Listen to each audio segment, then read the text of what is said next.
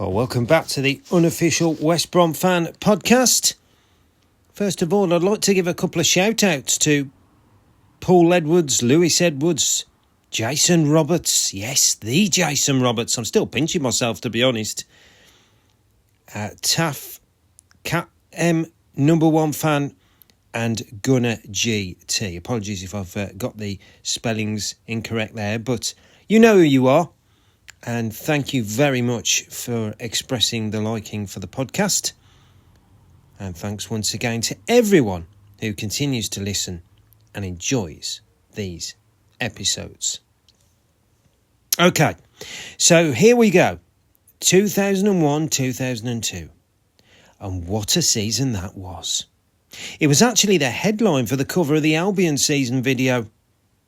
The last before the DVD, I believe. After watching my beloved Baggies have the best season to date in my supporting life history so far, I couldn't have dreamed what was about to come.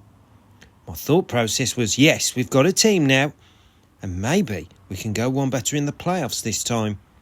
Not even thinking of automatic promotion. It just wasn't on the agenda at all.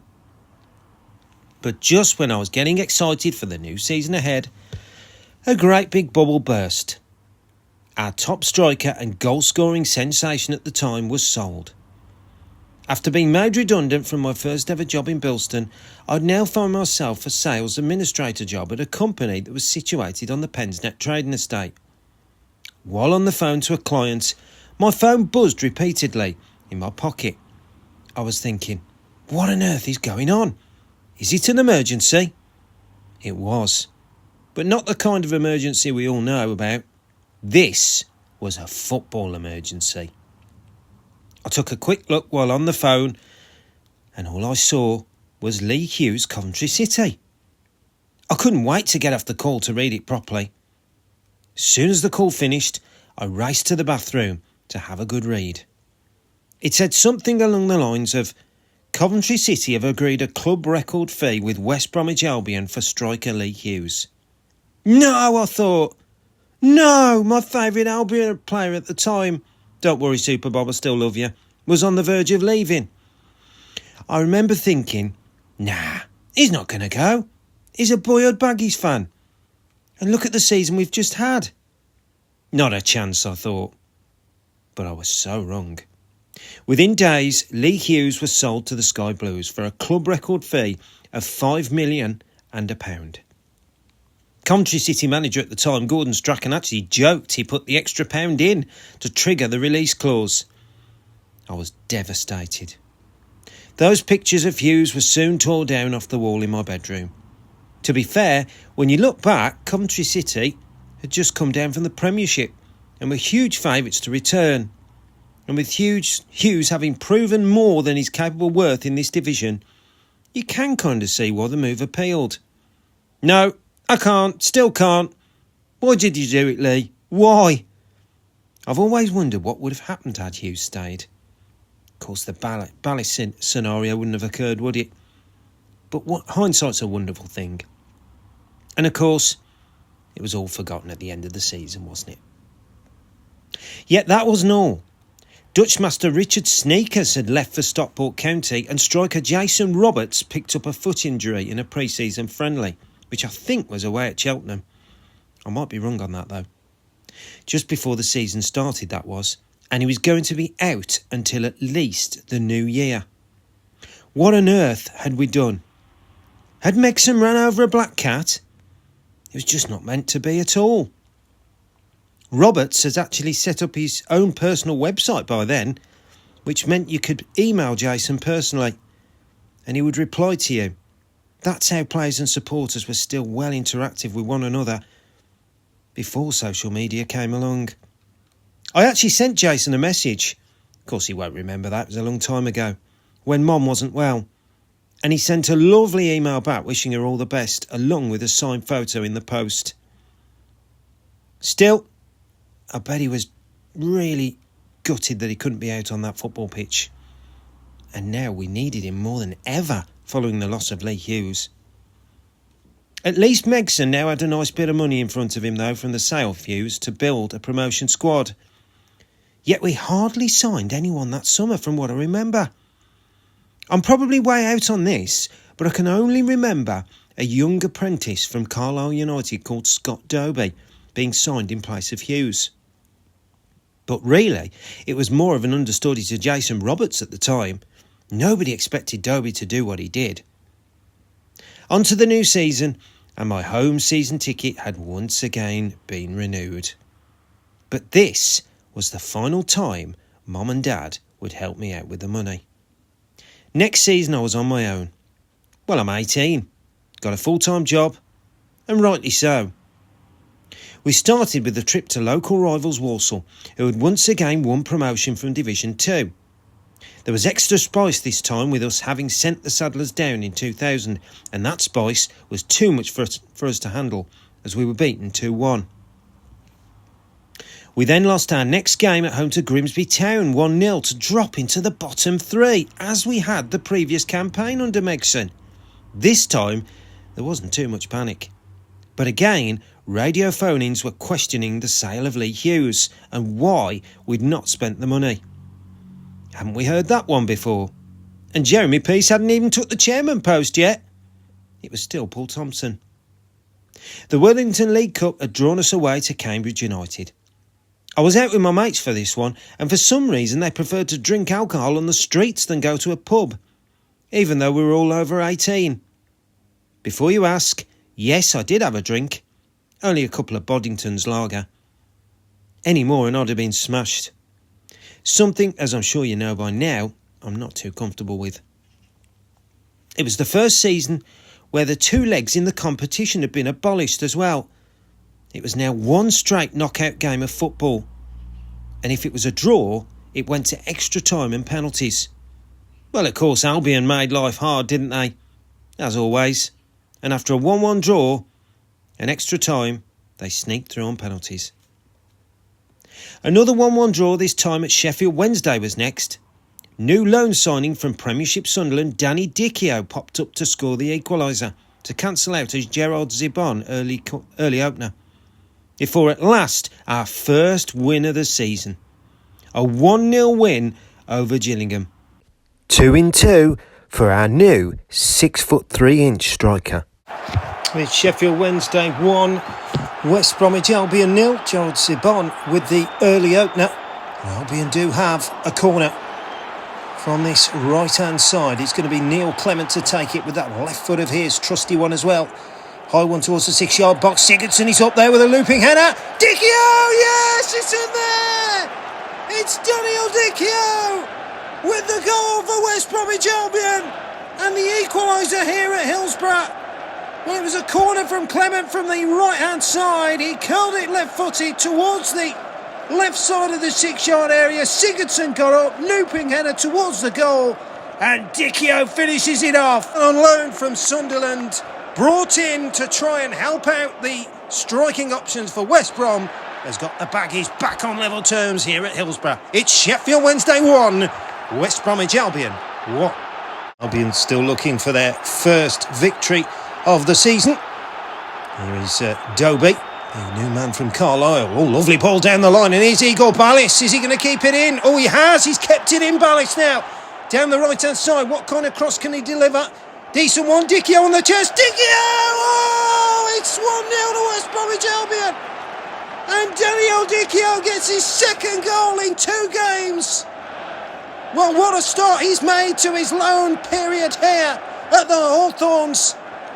It was a lovely cross from Igor Ballis from the right-hand side, and Dichio is 7 yards out, takes it on the chest, and comfortably right-footed slots it past the keeper into the back of the net, and West Bromwich Albion lead by a 1-0. As mentioned, they're still looking for their first win of the season. Could this be it? Well, it certainly started off like a house on fire here. It's West Bromwich Albion 1, Gillingham 0. Then came Moneybags Manchester City. And this was a term used way before they became who they are today. They'd just been relegated from the Premiership, but they had former England manager Kevin Keegan in charge, and Premier League quality players in their ranks we could only dream of, such as veteran Stuart Pearce, a young Sean Wright-Phillips, Paul Dickoff. Real good quality players. But money doesn't always buy you success. And even if it does, it takes time to gel and get there. And although City went on to cruise to the First Division title at the end of the season, this day was ours. And we could not have been any prouder of our team, as we sent the blue half of Manchester crashing back down with a bang, thumping them 4-0 in front of a sellout Hawthorns crowd. Enjoy every moment and goal from this one. It's still up there as one of my favourites today. Well, Albion certainly have their work cut out this afternoon here against Manchester City. Side relegated from the Premier League last season, looking for an immediate response of and heavily tipped favourites to go straight back up. Albion will have a throw on this left-hand side. Clement will take, throws it in there. Away by Howie, only as far as McInnes. Oh, what a brilliant goal from the Albion captain, Derek McInnes. Oh, pick that one out, Nicky Weaver. It came out to McInnes. He's about 12 yards out and he hits it full pelt, right-footed, on the half volley. And the ball goes past the Manchester City goalkeeper into the back of the net. And Albion take an early advantage here after just a few minutes here at the Hawthorns. It's West Bromwich Albion 1, Manchester City 0. But that screamer from Derek McInnes is the goal that currently separates the two sides. Here at the Hawthorns, Albion doing well to keep out this Manchester City side. And here they come again down the right-hand side in this second half. Here's Little. Front of the sunshine, Dobie. Oh, he's gone down. Is that a penalty? Yes, it is. The referee has pointed to the spot. And things are just about to get better for West Bromwich Albion. Well, it was a ball from the right from Des Little. It went over everybody and Dobie seemed to get clipped inside the penalty area. And Albion have a penalty. Neil Clement will take it then. Here, in front of the Birmingham Road end. He races back towards the D. Clement against Weaver. Steps up left-footed and smashes it down the middle. And West Bromwich Albion lead by 2-0 now. Neil Clement. Take that one. Left-footed down the middle. Weaver dives to his right. West Brom 2. Manchester City 0. Well, it certainly took Albion a little bit of time to get going this season, as it did last season. If you remember, they lost their last 3 games and were bottom of the table. They were in the bottom 3 not so long ago, but that win against Gillingham, and they lead by 2-0. And that's a foul, and that'll be a free kick to West Brom right on the edge of the Manchester City penalty area on this right-hand side. And there's only one man that's going to take this, isn't it? Neil Clement is over the ball for West Bromwich Albion. With that left foot, he puts it down, ready to take it. 20 yards out from the Manchester City goal. Clement curls it over the wall. Oh, that is absolutely brilliant from Neil Clement. He curls it beautifully over the Manchester City wall and into the near post of the netting. And West Bromwich Albion are in dreamland here at the Hawthorns. It's West Bromwich Albion 3, Manchester City 0. Goes back to Russell Hull, who will thump the ball over the halfway line. It will go. There's Taylor, flicks it on. Scott Dobie now. Oh, Dobie's in here! Scott Dobie! Could be a debut goal. It is! Oh, this just gets better and better and better for the Baggies. It's West Bromwich Albion 4, Manchester City 0. Well, the long boot from Russell Hall over the halfway line. Taylor flicked it on. And then Dobie seemed to get the better of the Manchester City defender. Through the legs, off he went, Dobie, into the area, and what a cool finish. The man from Carlisle, signed in the summer, has got his first ever West Bromwich Albion goal. And of course his first ever First Division goal as well. What a moment for him. And West Bromwich Albion lead by 4-0. West Bromwich Albion 4. Manchester City 0. Then came a surreal day that will never be forgotten. Tuesday, September the 11th, 2001. No matter where you were or what you were doing at the time on that day, it's an extremely poignant subject. So without going any further on the subject itself, I'll just say that Albion had a game that night against Swindon Town in the Worthington League Cup. I think if this was today, the game would have been called off because of the monumental size of the event. But it wasn't. We won 2-0 thanks to Dobie and Jordale after extra time. But the ground was deathly silent. The atmosphere you could cut with a knife. You really could. I don't think I'll ever go to a game where nobody knew what to say or talk about or even sing for that matter. It was so numb. We followed that up with another victory, this time at Watford. Our new signing Darren Moore making his debut after an on-off saga. Would he come, wouldn't he? We thought that was it with Darren Moore. Then suddenly the signing was announced out of the blue. He made an immediate impact, as you'll hear shortly. Scott Dobie was again on target twice. Wow! Had we found Hughes' replacement? This young kid that was playing in the 3rd division last season? I was starting to wonder just a little bit. Here come Albion now, with Warren Cummings down the left-hand side, looking to take on players, goes for the first time cross. Lovely header down, there's Dobie with a volley! Oh, West Bromwich Albion take the lead here at Vicarage Road. What a sweeping volley from Scott Dobie. Great finish from just inside the 18-yard area, right foot past the Watford keeper. Well, Warren Cummings, the man on loan from Chelsea, was the man who made it down the left-hand side. Lovely clip cross. And it was Taylor who cushioned the header down to Dobie. And he swept it home right-footed on the volley. And Albion take the lead. As goes down. Oh, and that's a penalty, is it? Yes, it is! And West Bromwich Albion have the chance to increase their advantage here at Vicarage Road. And it looks like it's going to be Scott Dobie, the man to take the penalty. Well, he's in red-hot form at the moment. Could get his second in the afternoon. Dobie steps up right-footed. Oh, the goalkeeper saved it, but it's gone back to Dobie! And the second time of asking, he smashes the ball into the back of the net. And West Bromwich Albion lead by 2-0 now here at Vicarage Road. Well, the penalty from Dobie was saved. The goalkeeper dived to his left, but he couldn't stop Dobie from smashing in the rebound. And it is Watford 0, West Bromwich Albion 2. Well, Albion, having led by 2-0, have let it slip now. Marcus Gale getting the goal back to 2-1. And that's a penalty to Watford. Oh, Albion could well have let it all go here at Vicarage Road. We've just got a few minutes to go. Watford 1, West Bromwich Albion 2, but Watford have a penalty in the dying seconds here. And it's going to be Marcus Gale, who's already scored for Watford, has the chance from the spot against Russell Hall. Gale steps up, left-footed, Holt saves it! And in comes the cross and Darren Moore clears it away. Oh, Albion, they've survived here. Russell Holt with a brilliant save, dove to his left, parried the ball away.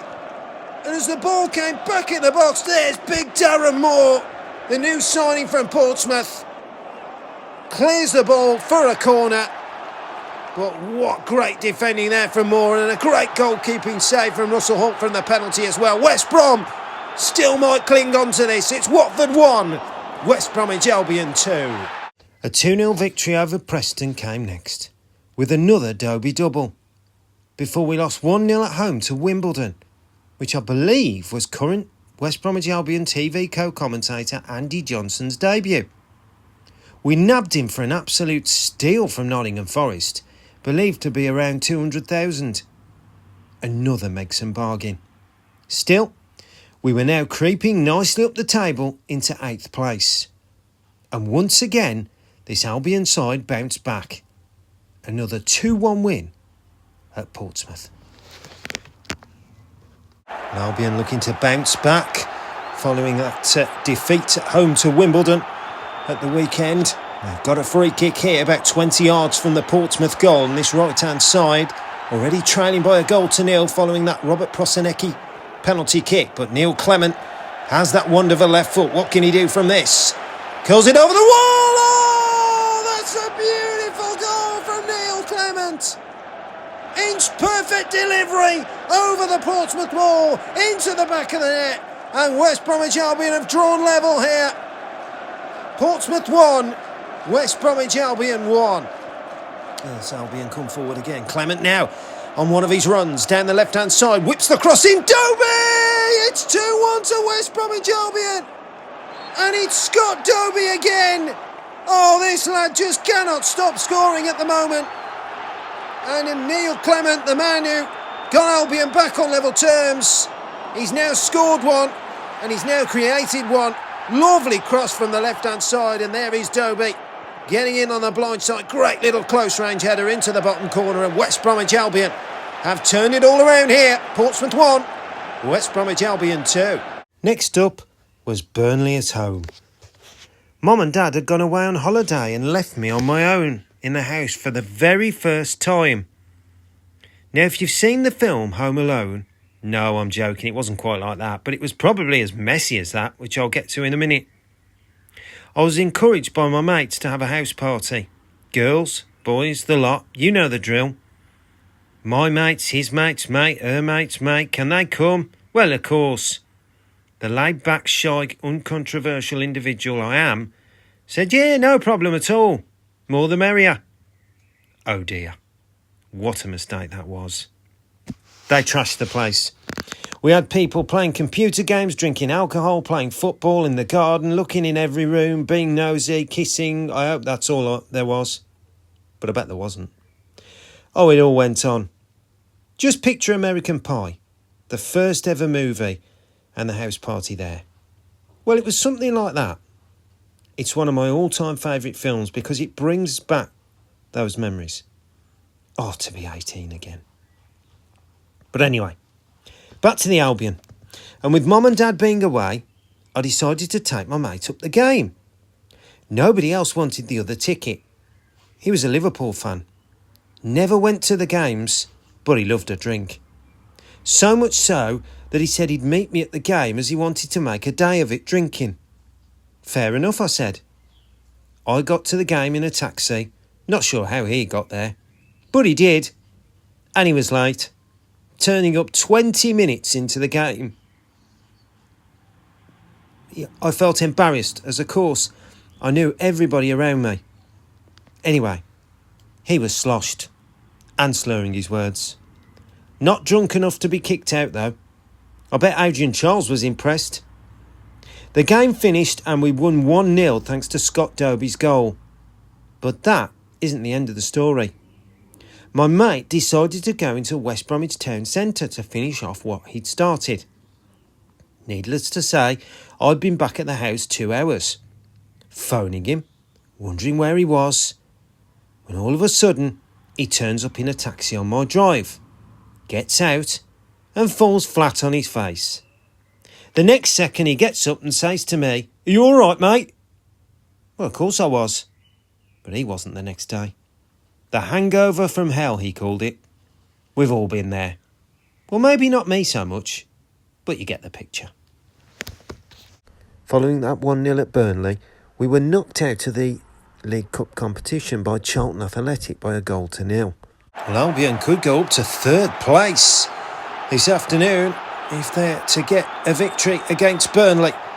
There's the ball into the box. Dobie! Oh, would you believe it? It's that man again. Scott Dobie coming in. Well, Darren Moore was just behind him, but it's Dobie who connects first and gets the ball into the back of the net from a cross. And West Bromwich Albion have taken the lead here against Burnley. And Scott Dobie is the man who gets the Baggies off and running.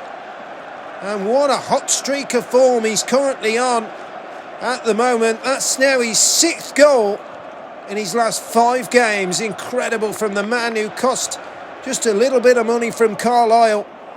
Just over 250,000, I think it was. But West Bromwich Albion have taken the lead. It's West Bromwich Albion 1, Burnley 0. A midweek defeat to Millwall was next, before Super Bob Taylor once again did his thing. now the ripe old age of 34 but still showing his class in front of goal, scoring twice in a 2-1 win at Stockport. A certain Dutchman, Richard Sneakers, was playing for the opposition that night. How strange he must have felt. But the inconsistent form continued, as we were totally outplayed and beaten at Norwich 2-0 in front of the TV cameras on a Friday night, before a 1-1 draw with Wolverhampton Wanderers at the Hawthorns. Neil Clement's free kicks were simply now becoming a regular feature. And once again, he curled another beauty into the top corner against the old gold and black. Well, we're into the second half here at the Hawthorns, where it is West Bromwich Albion 0, Wolverhampton Wanderers 1. Wolves having taken an early advantage through Nathan Blake. But Albion have themselves a free kick in a very dangerous position. It's about 25 yards out from goal, just right of centre. Neil Clement is over it, and we all know what Neil Clement can do with that left foot. What can he do? Left-footed over the Wolves wall. Oh, that's a screamer from Neil Clement. And West Bromwich Albion are back on level terms here in the Black Country derby. Gary Megson loves it. Beautiful round of applause from him. But Neil Clement, what a finish that is. 25 yards out, left foot, curls it over the Wolves wall, into the near post of the Wolves netting on that right-hand side, in front of the Birmingham Road end. West Bromwich Albion are back on level terms now in this Black Country derby. It's West Bromwich Albion 1, Wolverhampton Wanderers 1. Still, our form continued to dip and dive. And after a 3-2 loss at Barnsley, we dropped to 11th place. A game where Super Bob Taylor was given a rare red card, which I think could have been his only one in an Albion shirt. He was trying to get the ball back from their goalkeeper Kevin Miller after Neil Clement had scored another screamer free kick, but it didn't end well. Not forgetting though, our legendary AJ Andy Johnson's ridiculous Beckham-like goal, where he smashed the ball from a good 40-50 yards from goal after their keeper had kicked it straight to him. AJ sent the ball flying back over him, which dropped into the net like a rocket from outer space. Well, that's how I remember it anyway. He's harped on about it many times on West Bromwich Albion TV and radio, and I don't blame him, to be honest. So here it is, just for AJ. Here in the opening stages at Oakwell, it's Barnsley 0, West Bromwich Albion now. It's going to be left to Miller. Oh, he struck it. Oh, and he's far as Andy Johnson. Oh, what a goal from Andy Johnson. Oh, that's a fully 40 yards out, that one. Kevin Miller with the clearance. It was a scuffed one. It came to Andy Johnson. And a first time right-footed looping ball over the goalkeeper. Oh, that is like a Beckham-esque strike from Andy Johnson. First time over the goalie. And Albion have taken an early advantage here at Oakwell. It's Barnsley 0, West Bromwich Albion 1. We're into stoppage time now. The game looks lost for West Bromwich Albion. Barnsley 3, West Bromwich Albion 1. But Neil Clement is over it. A free kick here from about 25 yards out. Left-footed. Curls it over the Barnsley wall. Yes, it's in there. West Brom have got one back. Or should I say it's 3-2 now. And Taylor and Miller are in an altercation there on the goal line. Not sure what's going on there. But Albion have got themselves back in it. Maybe there's still a bit of time to get back in it. Barnsley 3, West Bromwich Albion 2. A 1-0 win at top of the table at the time. Crystal Palace, managed by Steve Bruce, which I think was his last game before he took the Birmingham City job. It put us back into 7th as the First Division League table remained incredibly tight, before another 1-0 victory over Nottingham Forest in front of the TV cameras, thanks to new loan signing in German striker Uwe Rosler. Rosler was a proper clinical finisher in his day at Manchester City. I was buzzing when we got him. He was a bit older then, but he knew where the net was. And he did on this occasion too. Now, what I forget to mention is that Danny Dichio, who had come in on loan to us at the start of the season and looked really impressive, had returned to his parent club Sunderland, hence the loan deal of Rosler. We were badly lacking in goals, as Dobey's brilliant start to the season, where he'd scored 6 in 6 in September, had completely dried up.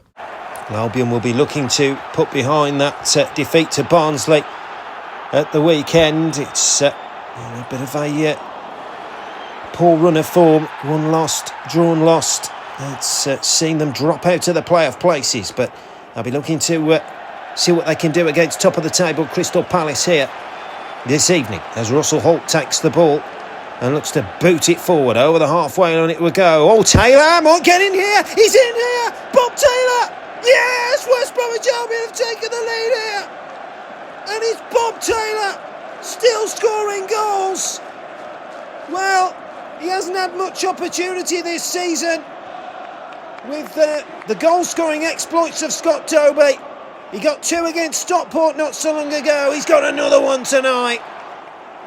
And well, Russell Holt, it was route 1 from West Bromwich Albion. Russell Holt with a long boot over the halfway line, took 1 bounce, and Taylor manages to manoeuvre himself through 2 Crystal Palace defenders who really didn't know what they were doing. Well, Taylor knew what he was doing, into the area, and he slots it home right-footed, and West Bromwich Albion lead by a goal to 0 here at Selhurst Park against top of the league Crystal Palace. It's Crystal Palace 0, West Bromwich Albion 1. Albion coming forward here over the halfway line, still goalless here between West Bromwich Albion and Nottingham Forest. McKinney's looking to change that. That's a lovely ball into Dobey, across to Rosler, and Albion have taken the lead. And it's the man on loan, Uwe Rosler, the German striker, who crashes it in left foot from close range into the bottom right-hand corner. Well, it was McKinney who slid in. He played the ball down the right-hand channel. There's Scott Dobey, right-hand side. Lovely ball in from Dobey. And Uwe Rosler, left side of the 6-yard area, left-footed, gets there ahead of the Forest keeper and smashes it into the bottom right corner. And West Bromwich Albion take the lead in front of the Smethwick end. It's West Bromwich Albion 1, Nottingham Forest 0.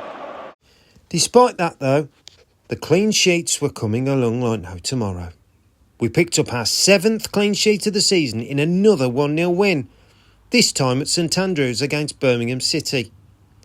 Andy Johnson again on target with a delightful lob. Not quite as far out this time, though, but still a great goal nonetheless. Albion will certainly be looking to try and make it a 3rd successive league victory here against Birmingham City here at St Andrews. Andy Johnson! Oh my word, what a perfect start that is! And Albion have taken the lead at St Andrews. Well, that one came out of the blue completely. Birmingham making a hash of the clearance, and Andy Johnson, left-footed, curls it over the Birmingham keeper from a good 20 yards out. What a beautiful lob that is!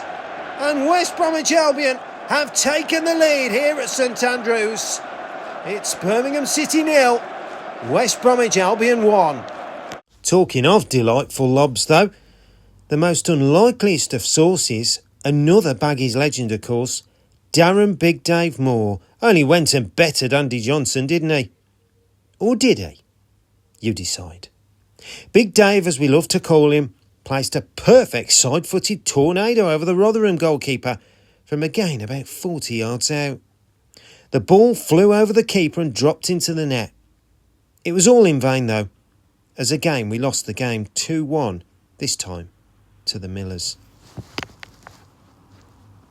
Albion were looking to make it 4 consecutive victories this afternoon here at Rotherham, but it just hasn't gone to plan. It is Rotherham 2, West Bromwich Albion 0 in the closing stages. I'm sure Albion just want the game to be over. And there's the ball that goes through to Mike Pollitt now for Rotherham. Oh, looks to clear it forward. Oh, he scuffed that. And here's Darren Moore. Oh, he's going to have a go from there. Oh, what a goal from Darren Moore. Oh, that's one way to get your first goal for the club. An absolutely stupendous lob from Darren Moore. Well, he's a good 30-40 yards out there. Mike Pollitt cleared it away for Rotherham in goal. It's a poor clearance. It comes straight out to Moore. And it's a first-time right-footed looping shot over Pollitt and into the back of the net. And West Bromwich Albion have got one back here at Millmoor. Rotherham 2, West Bromwich Albion 1. Can Albion salvage his point? We'll have to wait and see, but at the moment it's Rotherham 2, West Bromwich Albion 1. A 1-0 win over Bradford City thanks to Captain Fantastic Derek McInnes kept us nicely in a playoff place before my first away game of the season finally arrived. Why I hadn't gone to any before, I don't know, to be honest. Maybe being 18 and living the life outside instead of inside, meeting girls, etc., had gotten in the way. But this away game was something I dreamed about since I was a kid. Now talking of being inside, Microsoft Messenger had reared its head. Remember that? I think it's still going today, isn't it? As far as I know anyway. Well, this was now a huge popular thing where people could go and chat online with others. Again, we take it for granted nowadays and it's so easy to do, isn't it? But back then, it was wow, this is amazing. We can actually chat to people on the other side of the world. So anyway, I'm chatting away with my cousin Paul and he mentions to me he's thinking of going to Wolves away. Would I fancy it? He's 28, I'm 18, there's 10 years difference between us, but he acts like he's 10 years younger. Always has done, even now, but he's a great guy. He lives in Australia now with his own family. They've made a fantastic life for themselves. So anyway, what a stupid question. Do I fancy Wolves away? Of course I do. I told Mum and Dad, who were a little dubious of me going. Don't wear any colours, whatever you do, said Dad, as he knew we were going in the car. Now, bearing in mind, I live closer to the Custard Bowl, Molineux, than the Hawthorns. About 7 or 8 minutes bus ride, while a 45 to a 1 hour trip to the Hawthorns, depending on traffic. Bit of a difference. But when it's your club, isn't it? Whereas my cousin lived in Tividale, so he would have to drive past mine to go to Wolves. So really, he's not losing anything, is he? Anyway, he took me, his brother-in-law, Paul G, who was to become one of my 2 best men at my wedding, and his wife Jane. I didn't really know Paul G at the time. I'd seen him and said the odd hello at family events, but nothing more. But here I was at Molineux. We walked into the ground, we sat on the side where the Albion fans do, of course. The atmosphere was electric, as is any Black Country derby. But this was a new experience for me. A Black Country derby at Molineux, not the Hawthorns. On the Friday night before the game on the Sunday, we'd announced the permanent signing of Daniel Dicchio. I was buzzing. We'd signed that all-important striker we were so badly needed. Now I felt a little more confident. We might get something because Wolves were flying at that time and in the top 2, frantically chasing top spot. We had to sign Dicchio on a loan deal to ensure he could play against Wolves on the Sunday. Genius from Megson and the club. Before the deal was permanently rubber-stamped on the Monday. And what a day it turned out to be. Our midfielder, Jordao, grabbed the winning goal after being lucky to have stayed on the pitch after a scissor tackle, which reminded me of Eric Cantona's kung fu kick. Well, not quite that, but it was an incredible late lunge and definitely warranted a red card. Still, it didn't, and he struck a beautiful effort into the corner to send us into raptures. I came out of Molineux delighted. I'd seen us beat the newly named Dingles. This was the season I believe I first heard it, by the way. I told my granddad after, I hate Wolves. I'm so glad we've beaten them. He said, there's no such thing as hate, Dale. You don't like them. That's a strong enough word. He was right though, wasn't he? It really isn't a nice word to use, hate, is it? At the time though, I replied, nah, I hate them. And that was the end of the conversation. We're in the second Black Country derby meeting of the season. Wolverhampton Wanderers currently flying high in the top 2 of the First Division. West Bromwich Albion not far behind though on their curtails, hoping to try and do some damage this afternoon. Here is Derek McInnes now for West Bromwich Albion. There's a little 1-2, goes out to the left hand side to Clement. Clement now takes on his man. Neil Clement does well. Gets the cross high towards the back post. Header in. Oh, Di Chio just wide. Oh, Daniel Di Chio, well, the man who has finally put his deal permanently, or will do so on Monday anyway, after a loan spell with Sunderland. Coming close to opening the scoring there. Of course, he was on loan to West Brom earlier in the season, but they couldn't match up a deal. It's been a long time since he's been back in a West Brom shirt, but he came very close to giving Albion the lead there. Great cross from Clement, but Di Chio's header is wide of the near post. Here come Wolves then.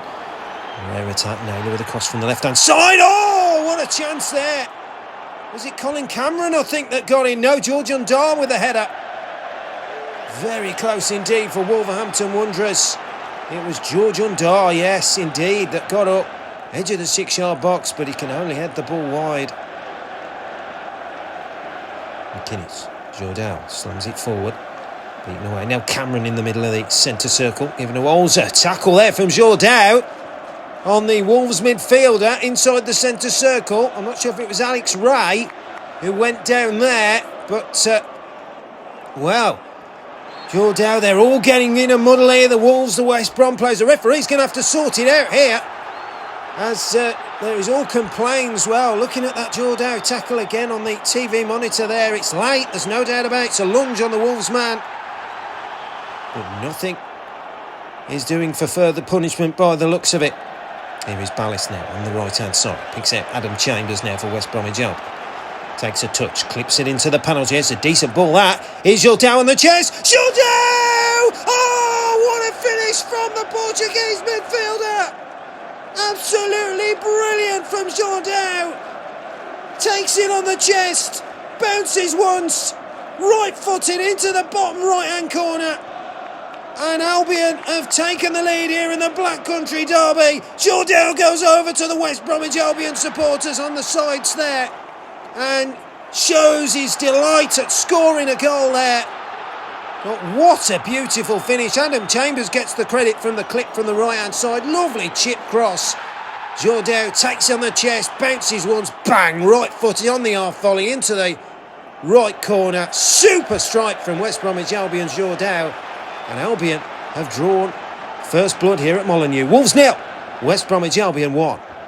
But once again, we failed to follow that up with a win, losing 1-0 at home to Sheffield United. Pesky Salido again involved this time, hitting the bar before Carla Saba headed home to break our hearts right at the end. A typical smash and grab from Warnock's blades. Then came the return of the Ginger Ninja. Our former striker and boyhood Baggies fan Lee Hughes was back at the Hawthorns, but this time in a Coventry City shirt following his £5 million and £1 move in the summer to the Sky Blues. And my word, did he get some stick. One greedy roofer! There's only one greedy roofer! Sang the Albion fans, relating to Hughes' greed of money for the move and the fact he was a former employed roofer. He probably didn't know where to put himself. He actually played really well, but his finishing was off colour, thankfully. He forced Holt into 2 really good saves, one in the opening 30 seconds or so, and a thumping shot go inches wide. Every miss and poor pass and control was cheered by the Albion fans. They really gave it to him, and so did I. I'm not going to lie. It hurt. He'd left us when we were on an upward curve. But of course, we were to have the last laugh, as we won 1-0. An own goal as well. Should have stayed at the Albion, stayed at the Albion, we sang to Lee Hughes at the end. My second away game of the season was up next, as Dad took me away to Crewe Alexandra's Gresty Road. His first away game for a while. Jordal put us ahead with a nicely tucked finish before Jeff Thomas, ex-Wolves, equalised to ensure it finished all square. Remember when I said we never do well at Christmas and that 2000 to 2001 season was a one-off? Well, that form continued, as we drew 2 and lost 1 to slip down to 7th. A 4-0 home victory over Stockport County on New Year's Day was a joy for 2 reasons.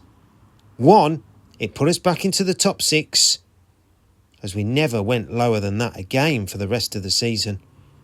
And secondly, Jason Roberts had returned from injury to give us a huge boost up front. And scored on his return, along with a Dicchio double and an Andy Johnson header. Here on New Year's Day, it's a bit of a bad patch for the Baggies. At the moment, haven't won in the last 4. They'll be hoping to try and see what they can do against a struggling Stockport side. Here at the Hawthorns, here is Roberts, touches it for Dicchio, and that's the man, and Jason Roberts is off and running here. Jason Roberts into the penalty, and still Roberts round the goalkeeper. Jason Roberts gives West Bromwich Albion the lead. Oh boy, they've missed him. What a lovely finish from Jason Roberts for his first of the season. He's only recently come back from an injury which has kept him out pretty much all season so far. And what a lovely ball over the top for Roberts. Again, using that pace into the area, shrugged off the Stockport challenge, rounded the keeper to the left of him and knocks it into the empty net in front of the Birmingham Road end. West Brom lead here by a goal to 0. It's West Bromwich Albion 1, Stockport County 0. Corner from this right-hand side, which Neil Clement will look to take, left-footed. In it goes, Dicchio's up there! Oh, what a header that is! Or is it Andy Johnson? No, it's Andy Johnson that gets up there. That's a brilliant header from Andy Johnson into the top left-hand corner from a Neil Clement right-wing corner. And Albion are 2 goals to the good now. It's looking very, very well here on New Year's Day. It's going very good to plan. West Bromwich Albion 2, Stockport County 0. And Andy Johnson follows up that Jason Roberts strike early on. There's McInnes over the top of the Stockport defence again. Ballis has collected. Oh, lovely turn from Ballis inside the area. Tees up Dicchio! It's 3! It's 3-0 to West Bromwich Albion. Well, lovely neat work from the Slovakian Igor Ballis on the right-hand side. He cut in the Stockport defender and then teed it up for Dicchio. And there he is, right-footed, curls it into the corner of the net. And West Bromwich Albion lead by 3 goals to 0. And what an afternoon it's turning out to be. And of course it is Daniel Dicchio's first goal in a West Brom shirt as a permanent player. What a moment for him. Here's Sigurdsson now. Releases Ballis down the right-hand side. Ballis now, burst of pace down the right-hand side. He's already set up Dicchio once. He cuts in Ballis. Good play by the Slovakian. Plays it down to Doby now, right side of the area. There's the cross. Dicchio! Oh, it's another one for Daniel Dicchio. Oh, that's a super finish. Right-footed low on the volley. Hits it into the ground, into the bottom right-hand corner from 7 yards out. And it really is West Bromwich Albion's day on New Year's Day, isn't it? How to start 2002 in fine fashion. It's West Bromwich Albion 4, Stockport County 0. Then came another Premiership scalp. And what a day this was. Early get-up mind, but who cares when Albion win, eh? We faced Premiership outfit Sunderland in the FA Cup 3rd round. My cousin Paul had asked if I fancied going to the game. Another new ground. I thought, why not? Also, my first ever Premiership ground. Course I want to go. What a silly question. He let me stay over at his house because of how early we would have to get up. It made sense, really. His wife Jane was pregnant at the time, but still went to the game. Despite having a couple of stops along the way with morning sickness, though, she got through it okay. I remember being amazed at the stadium alight. What a gorgeous ground. This ground was to become a very good ground for us in terms of results in latter campaigns. A certain Kevin Phillips gave Sunderland the lead before Jason Roberts again showed his wonderful pace and trickery to win us a penalty. Up stepped Neil Clement to smash the ball into the roof of the net in front of us joyous Albion supporters behind the goal. before Andy Johnson collected the winner to send us into raptures. An amazing day. We'd knocked out Premiership Sunderland on their own patch, and I was there to see it in person. Enjoy the commentary for this one. Here in this FA Cup third round tie between Premiership side Sunderland and First Division West Bromwich Albion. Here come the Baggies coming forward. It's Jason Roberts now. He's into the penalty area. Roberts! Oh, he's gone down. Is that a penalty? Yes, it is. It's a penalty to West Bromwich Albion. Jason Roberts causing havoc again. Down he went. And Albion have a spot kick. Neil Clements will be the man to take it in front of those West Bromwich Albion supporters. Clement left-footed. Oh, he scored for West Brom. And Albion are back on level terms. He smashes it left-footed into the top right-hand corner. And Albion are back on level terms. Sunderland 1, West Bromwich Albion 1. Still 1-1 here at the Stadium of Light between Sunderland and West Bromwich Albion. Dicchio flicks it on though, and Roberts will retrieve it. Just about keeps it in here on the byline down the left-hand side. Still Roberts looking for the cross. Decent one. Johnson! It's 2-1! Andy Johnson heads the ball into the back of the net to give West Bromwich Albion the lead here against Premiership side Sunderland. Well, it was great work from Jason Roberts down the left-hand side.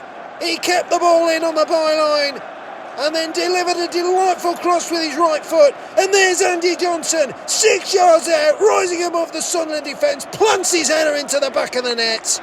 And West Bromwich Albion lead by 2-1 in this FA Cup third round here at the Stadium of Light. Sunderland 1, West Bromwich Albion 2. A goalless draw at Grimsby was next before an emotional 1-0 victory over Walsall, where the King, Jeff Astle, had sadly passed away not long before. A minute's silence was held, and honestly, you could have heard a pin drop. It was utter respect and silence from both sets of supporters. Jason Roberts scored the winning goal but didn't celebrate, instead lifting up his Albion shirt to reveal a picture of none other than the King himself. And as commentator Peter Drury nicely put it, as the game was live on TV at the time, it was a lovely touch. And it really was. Of course, I'd seen video footage of Astle, as I'm sure a lot of the younger supporters have. If you didn't see him play in person, of course.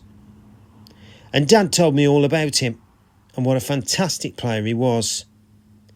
Plus, I don't forget his wonderful, passionate co-commentary on the Swansea playoff game in 1993. So even at the age of 18, I choked up a little during the silence. Albion are always brilliant at these kind of things, aren't they?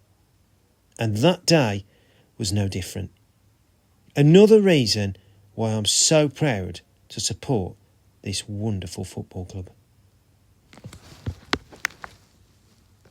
Well, it really has been an emotional day here at the Hawthorns following the sad passing of the King, Jeff Astle. There was an impeccable minute silence just before kick-off from both sets of supporters. You could have heard the pin drop, really. Here come Albion on the ball. Here is Jordan now, lifting it towards the edge of the Walsall area. Dickow flicks it on. Here's Roberts now. He's inside the area. Jason Roberts! And Albion lead by a goal to 0 here. And Jason Roberts, oh, that's lovely. That's absolutely lovely from Roberts, lifting his shirt to show a picture of the King, Jeff Astle, on what is really a sombre day here at the Hawthorns. But Albion are off and running here at the Hawthorns. It's West Bromwich Albion 1, Walsall 0. In the next round of the FA Cup, we defeated another Premiership team, this time at home to Leicester City, thanks to a Neil Clement penalty to move into the 5th round. We thought last season was a dream come true. This was going way above expectations. Surely it wouldn't get any better, would it? Albion, having beaten Sunderland in the FA Cup third round, of course have a meeting with Leicester City, another Premiership side in the FA Cup fourth round. Leicester will have a corner then on the left-hand side. Here's a chance. Oh, it's cleared away, only as far as Lee Marshall. Oh, what a save from Russell Holt. Oh, what a magnificent save from the West Bromwich Albion goalkeeper. Well, it came to Lee Marshall. He's about 20 yards out, hits it full pelt on the volley right foot, but Russell Holt is there. Super save with his right hand, strong hand to tip the ball over the crossbar. Here come Albion now, attacking down the right-hand side. And that'll be a throw-in, which Clement will take now. We're all on the left-hand side. Clement will throw it down the line. Here is Roberts now, holding the ball. Two Leicester defenders for company. Chips it through. Here's Andy Johnson. Oh, he's gone down. It's a penalty. It's a penalty to West Bromwich Albion. Andy Johnson went down inside the Leicester penalty area. Well, Roberts had dinked the ball through two Leicester players. There was Johnson into the area. And he's been side down. I think it's Matt Elliott that's clipped him. But Albion have the chance from the spot. Neil Clements, he got the goal against Sunderland in the FA Cup third round to give West Bromwich Albion the equalising goal on that occasion. He's got the chance to put Albion in front here. Neil Clement from the spot, in front of the Birmingham Road end, takes the run up and he scores! Clement smashes it in left-footed into the right-hand corner, sending the keeper the wrong way. And Albion could well be heading into the FA Cup fifth round. It's West Bromwich Albion 1, Leicester City 0. Neil Clement from the spot. Another 1-0 win, this time over Blues, thanks to Jason Roberts again. Just days later, put us into third place. But we were way behind Wolves and Manchester City, who were well on course for automatic promotion. So it was just a case of, maybe it's our year in the playoffs. But then, I remember thinking, I don't want to finish third, as third hardly ever gets promoted. It was around this time where an article in one of the newspapers had printed saying that Wolves chairman and owner Jack Hayward had said to his players and staff he would take them to Barbados or somewhere hot like that anyway if they were to win promotion. Talk about tempting fate, and there were still plenty of games to go. I still rib my Wolves mates whenever I see them now about that article. Albion looking for their second derby scalp within a week, having beaten Walsall by 1-0. Now they face Birmingham City. There's the clip forward. Moore with a header over the halfway. There we go. Roberts knocks it back to Dickie. Here's Chambers. He releases Roberts. Chance for Roberts. Jason Roberts over the goalkeeper into the far left-hand corner. To the applause of Gary Megson. And West Bromwich Albion have broken the deadlock here in the local derby with Birmingham City. Well, Adam Chambers it was who released the ball through. It was a lovely side roll pass. It split the Birmingham defence out, and there was Jason Roberts through right side of the area, and a great finish into the far left-hand corner past the Birmingham City goalkeeper. It's West Bromwich Albion 1, Birmingham City 0. A 2-0 win away at Burnley, where Jason Roberts struck a double and was sensational again. Now, we really had a striker on our hands. This guy was gold dust. Blistering pace and top-class finishing. And I'm not just saying that because he may be listening to this. Nothing could stop him. Or so we thought. I watched the game as it was on TV on a Sunday night alongside my mate. You know, the one who I'd taken to Burnley in the last episode and hates football. Well, he got a new girlfriend. We were in a pub in Stourbridge. While they spent the time smooching, as you do, new love and all that, I was jumping for joy as Roberts tore the Clarets to pieces. That night was evident to the First Division. If you didn't take West Brom serious yet, then now is the time to do so.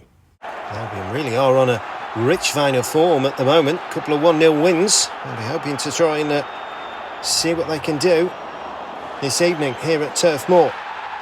Here is Derek McInnes plays it through and Roberts is in here. He's 1-on-1 with the keeper. Oh, he's gone round him. Jason Roberts. Yes, 1-0 to West Bromwich Albion. Oh, what a finish from Roberts. Played the ball through the middle of the Burnley defence. Roberts again, explosive pace. The goalkeeper comes out. He actually puts the ball to the side of him and runs the other side of the goalkeeper, and from a tight angle smashes it in right-footed in the near post. And Albion lead here at Turf Moor. It's Burnley 0, West Bromwich Albion 1, and Jason Roberts, and boy have the Baggies missed him when he's back with a bang, isn't he?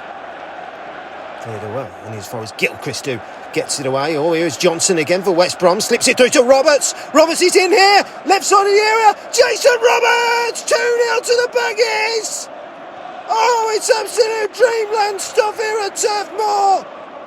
Roberts ripping the Burnley defence to pieces once more. Andy Johnson credited with the assist, and a lovely slide rule pass. There is Roberts, left side in the area, still a bit of work to do, but he takes the work and completes it in fine fashion. Right-footed past the goalkeeper into the right corner.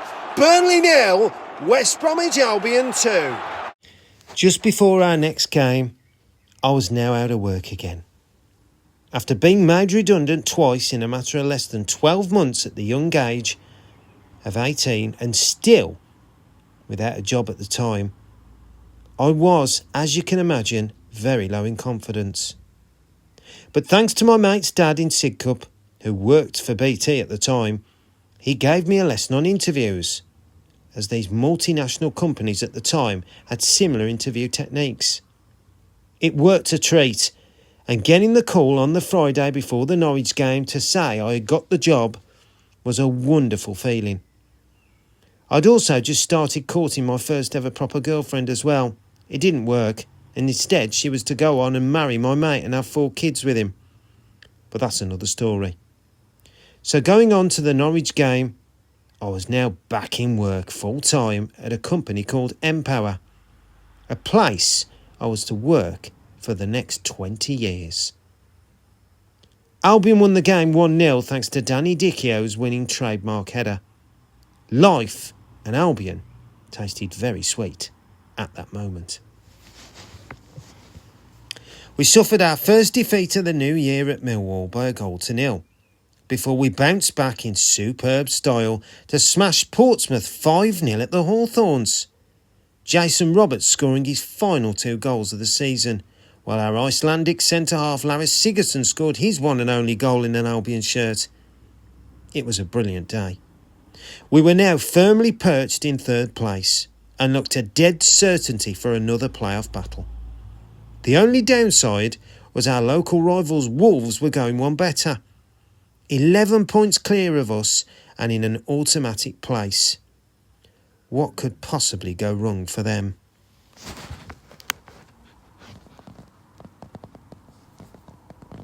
Albion will be hoping to bounce back from that defeat to Millwall in midweek. Here is Clement now on the right-hand side. Clips it left-footed. Angle ball high towards the edge of the area. Flicked on. Chance here for Roberts. Yes! Albion take the lead. And it's Jason Roberts. I think it was Scott Dobie who set the ball up. Or Clement with the angled ball. Dobie with the knockdown from the left side of the area. And there is Roberts. Right foot. 3 yards out. Past the keeper. And into the back of the net. And West Brom lead by 1-0. Here's Igor Ballis now. Lovely ball inside to Dichio. Back to Clement. Oh, good save by the keeper.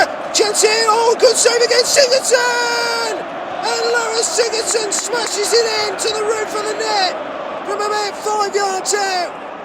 And it's all going so well for West Bromwich Albion here in the first half, leading by 2-0 now.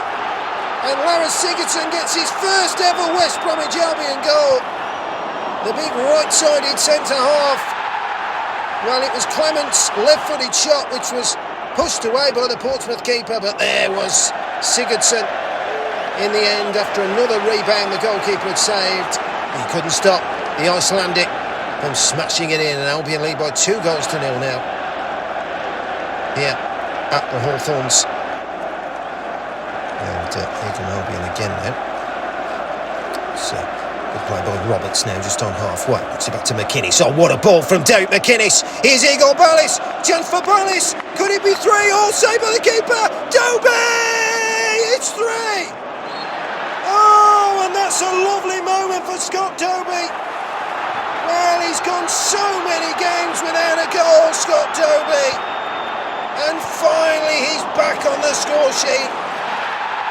And that's a real confidence boost for the man signed from Carlisle United in the summer. Started the season wonderfully in a West Brom shirt, of course. And then he had those real matches where he didn't score a goal, long time run, barren run, but now he's back on the score sheet. Now being lead by 3-0, and we've not even had the half-time whistle yet. West Bromwich Albion 3, Portsmouth 0. Here's Quasi for Portsmouth now. Plays it over to left hand side. Also poor ball, Ballis. Plays a 1-2 with Roberts, and Ballis is in again here. Right to the area. Igor Ballis! Oh, that's a beautiful dink over the Portsmouth goalkeeper and into the back of the net. And it's 4-0 to West Bromwich Albion. Oh, they're absolutely running away with this one. Well, it was a lovely piece of 1-2 play. Quasi had given the ball away inside the centre circle, and Albion took full advantage. Ballis to Roberts, back to Ballis, right side of the area. The goalkeeper comes out, but it's a sublime dink with his right foot over the keeper into the net, and Albion are 4 to the good here. There's a long clearance. Sigurdsson heads it up in the air over the halfway line. Roberts can't control it. Here comes Portsmouth again, Andy Johnson. Oh, what a lovely ball over the top from Andy Johnson. And Roberts is in here. Jason Roberts for his second in the afternoon. He's round the keeper. Yes, he's got it. 5-0 to West Bromwich Albion. Well, there's been a lot of 1-0s this season from the Baggies. No such thing as this today. 5 in the locker. And it was Andy Johnson with the ball over the back of the Portsmouth defence. Jason Roberts, right side of the area, goes around the goalkeeper to the outside of him. It's a tight angle, but it doesn't faze Roberts, who smashes the ball into the back of the net in front of the Birmingham Road end and puts his arm up, takes the applause. West Bromwich Albion 5, Portsmouth 0.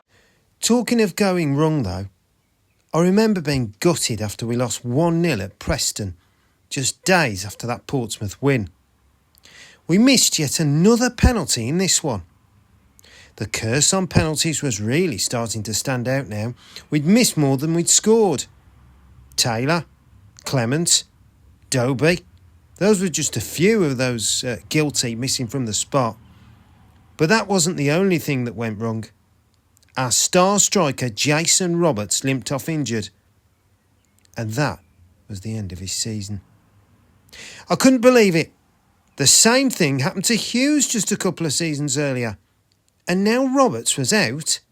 Where are the goals going to come from, I said to Dad after the game. We needn't have worried. Danny Dichio stepped up and scored twice in the next 2 games. A 1-0 win at Wimbledon and a 1-1 draw at home to Watford. His heading ability for me is the best I've personally ever seen in an Albion shirt, even to this day. Roman Bednar wasn't bad, but Danny Dichio could head a ball. Oh, to have had him last season when those crosses were being swung in. He'd have scored hatfuls. We were starting to close the gap on Wolves, whose form had started to slip. Still, never in our wildest dreams did we think we would catch them. Yet our superb FA Cup run came to an end.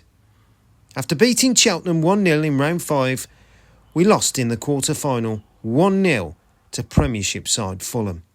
Still, what a run it had been. Here is Dichio's goal from the Cheltenham win. Albion have had to work hard against this Cheltenham side here. A chance for a delivery. Just to cause Cheltenham some problems. Still goalless here at the Hawthorns. There's the cross into the area. Dichio! Oh, it's another trademark header from Daniel Dichio. And West Bromwich Albion have broken the Cheltenham resolve here at the Hawthorns in front of the Birmingham Road end. It's West Bromwich Albion 1, Cheltenham 0. Daniel Dichio with the header. And Albion could be booking themselves a place in the quarter-final of the FA Cup just when they thought the league season's going to plan. Well, the FA Cup is certainly going to plan.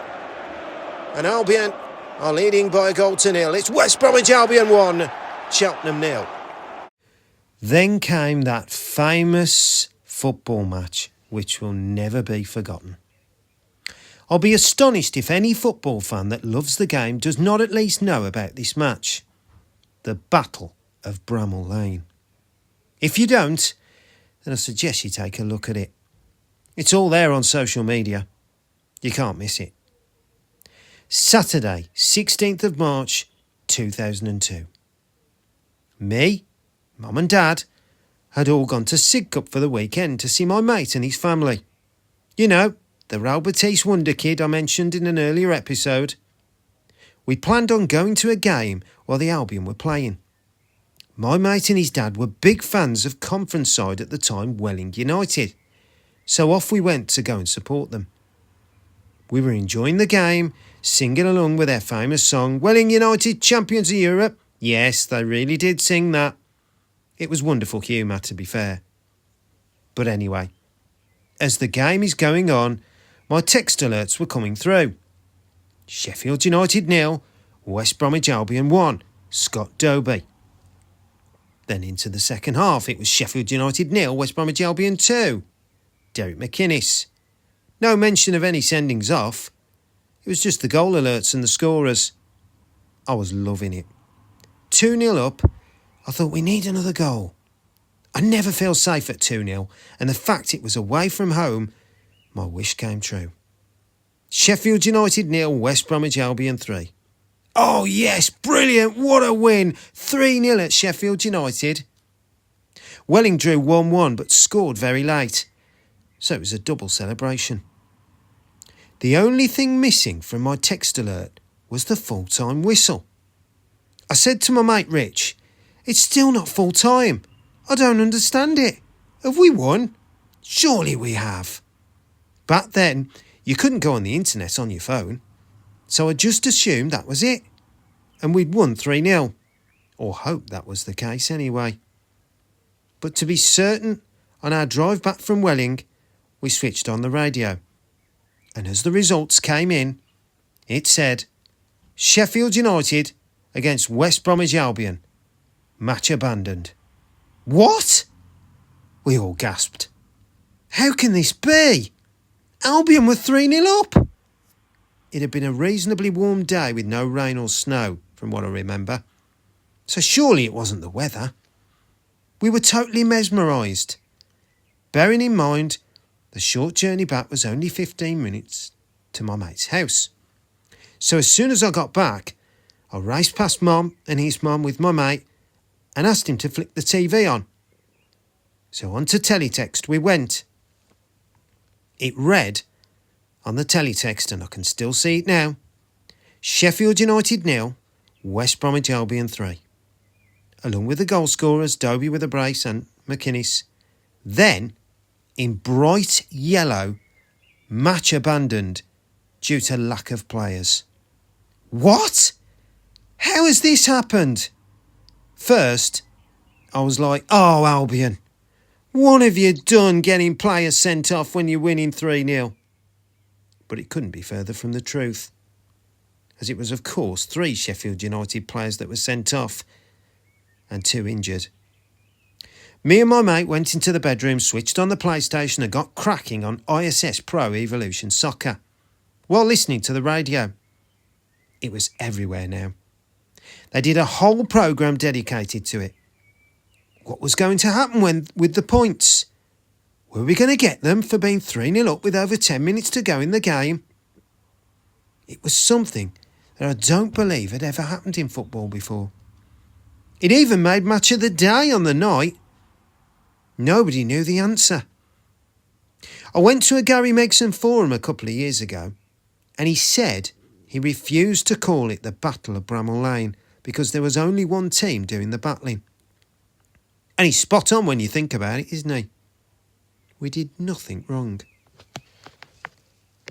Russell Holt will get ready to clear the ball here at Bramall Lane. It's Sheffield United against West Bromwich Albion. Hope will clear it right-footed. Long boot over the line, it'll go. Oh, it's missed everywhere. And Dobie's in here. Chance for Dobie. Oh, Simon Tracy has touched it with his hands there outside the box. And I think he's going to be in big trouble with the referee, Eddie Wolstenholme. You cannot handle the ball outside your own penalty area. It's a red card for the Sheffield United keeper. Well, what a start for Albion here. Well, it was a long punt from Russell Hall over the back of the Sheffield United defence. It bounced once. Dobie tried to lob the goalie. And Tracy hits his hands as he's outside the area. And that is a red card all day.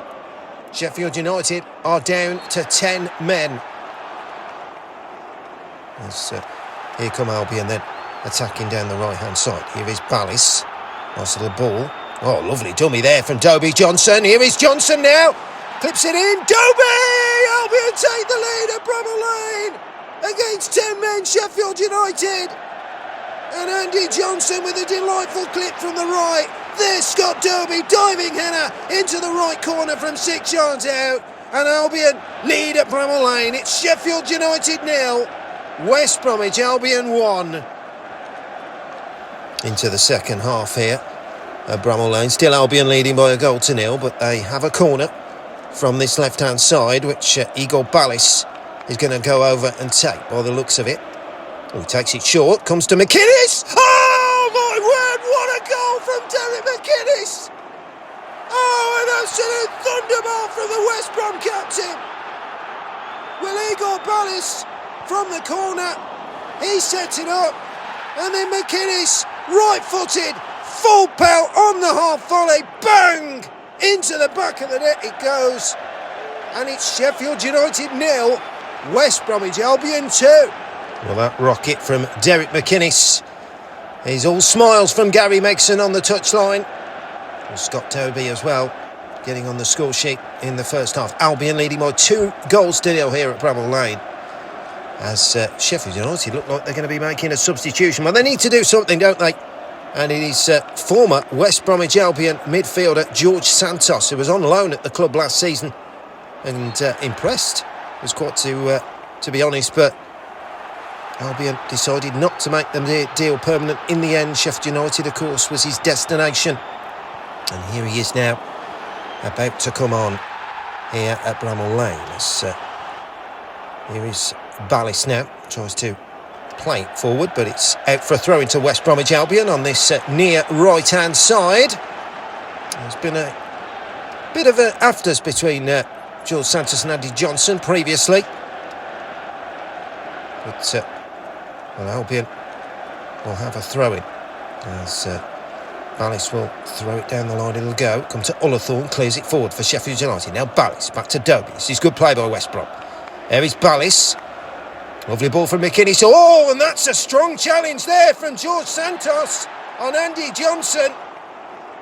Well, he's caught the Albion number 10 and he's in agony. He's got his right foot, or right ankle should I say, hand on his ankle, and he looks in absolute agony, and the referee has sent off George Santos straight away. No hesitation whatsoever there from Eddie Wolstenholme, the referee. And Albion, well, they're going to be playing against the remaining 9 players now of Sheffield United. And George Santos is sent off. Just looking at the TV monitor. Oh, my word, what a tackle. Oh, that's awful. It's a 2-footed lunge on Andy Johnson. He gets nowhere near the ball at all. It's a horrific challenge from George Santos. And I have to say, it's the right decision. No doubt about it. Red card all day. Oh, it's all kicking off here between the Sheffield United and the Albion players inside the centre circle. This is getting very, very nasty indeed. The referee's going to have to go in and sort this out, you know. Both sets of players. I'm not sure if there's been a headbutt there from Patrick Sufo on Derek McInnes. Well, there's blood everywhere from McInnes. Darren Moore now is trying to get involved. Lawrence Jaffo, the former Bury striker, is over to try and stop Darren Moore. It is all happening here at Bramall Lane. Well, Sheffield United are down to 9 men now, following that George Santos challenge, and it is all kicked off in the middle. And what will the referee do here? It's a red card for Patrick Sufo. And Sheffield United now have 8 men on the field. Well, this is absolutely incredible here at Bramall Lane. I've never seen nothing like it. Well, West Bromwich Albion still lead by 2-0. But now they've got a huge advantage against this 8 men of Sheffield United. Sufo goes off the field. It will be a corner then to West Bromwich Albion from this right-hand side, which Clement will look to take left-footed. There it goes, it's gone all the way across, headed back by Moore, Dobie! He touches it in, and it's 3-0 to West Bromwich Albion, and that will surely wrap it all up now, no doubt about it. Well, as I say, Sheffield United are currently down to 8 men anyway, so 2-0 down, you would think that's a huge mountain to climb. Well, it's got even bigger now. And Albion lead by 3-0, and Scott Dobie is delighted, collects his 2nd of the afternoon. What a lovely moment for him there as well. As Jourdain goes and puts his arm around him. Well, Robert Hawthorne is struggling there, just inside the penalty area. Not sure whether he's going to be able to continue. So, well, I make that could well be 6 players, because Michael Brown went off injured not so long before that. And, well, Robert Hawthorne is not going to be able to continue. And the referee, I'm not sure what's happening here. Well, he's got his arm to his watch. He's going over to the centre circle. The players are going off the field here. This is incredible. I really don't understand what is happening here. But the Sheffield United and the West Brom players, they're questioning the referee. Well, the Albion players certainly are. The Sheffield United players don't really seem bothered. They're walking off the field. But this, to me, looks like the whistle has gone. The referee has called halt to the game, and that's it. That is it here. Well, the rule in the book is, if you've got 6 players left on the field, the game has to be abandoned. And that's what's happened. The game is over. Well, there's 82 minutes gone here at Bramall Lane. It's Sheffield United 0, West Bromwich Albion 3. Albion took the lead through Scott Dobie in the first half after Simon Tracy had been sent off for Sheffield United. Derek McInnes put Albion 2 goals ahead just after the break before an absolute, well, piece of mayhem, it's fair to say, in the middle of the field. George Santos was sent off for a late tackle on Andy Johnson. Patrick Sufo then was sent off for a red card. Michael Brown went off injured. And then Rob Hawthorne has just gone off as well. So 2 injured, 3 sent off for Sheffield United. And Albion were leading by 3-0. But the game is called off. It's abandoned due to Sheffield United only having 6 players left. Wow, what drama here at Bramall Lane. It's finished here, although it hasn't finished, of course. Sheffield United 0, West Bromwich Albion 3. And we'll find out in the future what happens. Will the game be replayed, or will the points go to West Bromwich Albion? Here's a question for all the trivia people out there. Has a team ever been awarded 6 points in the same day? Well, West Bromwich Albion were. On Friday, the 22nd of March, just short of a week after the Bramall Lane debacle, the Football League announced, after much discussion, not that there needed to be any discussion really, they would award us 3 points for the game with Sheffield United, just before our game on the same night away at Nottingham Forest. I went to the Boston Fiddle in Dudley for this one, with my cousin Stephen. And when Clement's free kick hit the bar before Taylor followed it in, we went absolutely mental, jumping on the tables. Beer went everywhere. It was like we'd won the league. I can't imagine what it was like in the City Ground. The reason it was such euphoria was we were building momentum and had cut Wolves' lead, who were in second while we were in third, down to 6 points. We were firmly on their curtails now. But still, I thought it can't happen, can it? I actually went round my best mate's house on the night, who is a Wolves fan, not to rub it in or anything. I'd planned to go round anyway because his mum and dad were on holiday, and they told him he was only allowed one person to stay. He didn't want to risk what I'd done months earlier with my house party, and his mum and dad respected me a lot and said I was the only one who could stay over, which was nice. He was so down though. I flicked Sky Sports News on and watched the Taylor goal again in my pyjamas. But I was not ready to gloat yet. Yes, we closed the gap, but they had the points, didn't they? We didn't. And we had to hope they lost at least 2 games, while we had to win 2 to stand any chance. I was still thinking it was an impossible task. Well, Albion were 9 points behind Wolves at the start of this evening. Currently in that second automatic promotion place, of course. But it could be 8 points as it stands here. It is goalless at the City Ground. Nottingham Forest 0, West Bromwich Albion 0. Closes the gap a little bit there. Oh, Albion have got a free kick though. Right on the edge of the Nottingham Forest penalty area here on this right-hand side. And it's certainly in Neil Clement territory. What can Clement do from this? It's about 20 yards out from the Nottingham Forest goal. Neil Clement ready to size it up then here. Front of those West Bromwich Albion supporters. Clement then lines it up left-footed. Oh, it comes off the crossbar. Taylor is there though. And West Bromwich Albion have scored. The deadlock has been broken at the City Ground. And it's that man again, isn't it? Super Bob Taylor. Well, Neil Clement, the free kick specialist, curled the ball over the Forest wall. It comes off the angle of the bar and the post. Down the ball bounces, and there is Taylor sniffing it out like a poacher's dream.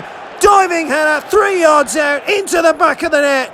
But more importantly, West Bromwich Albion are in front here at the City Ground.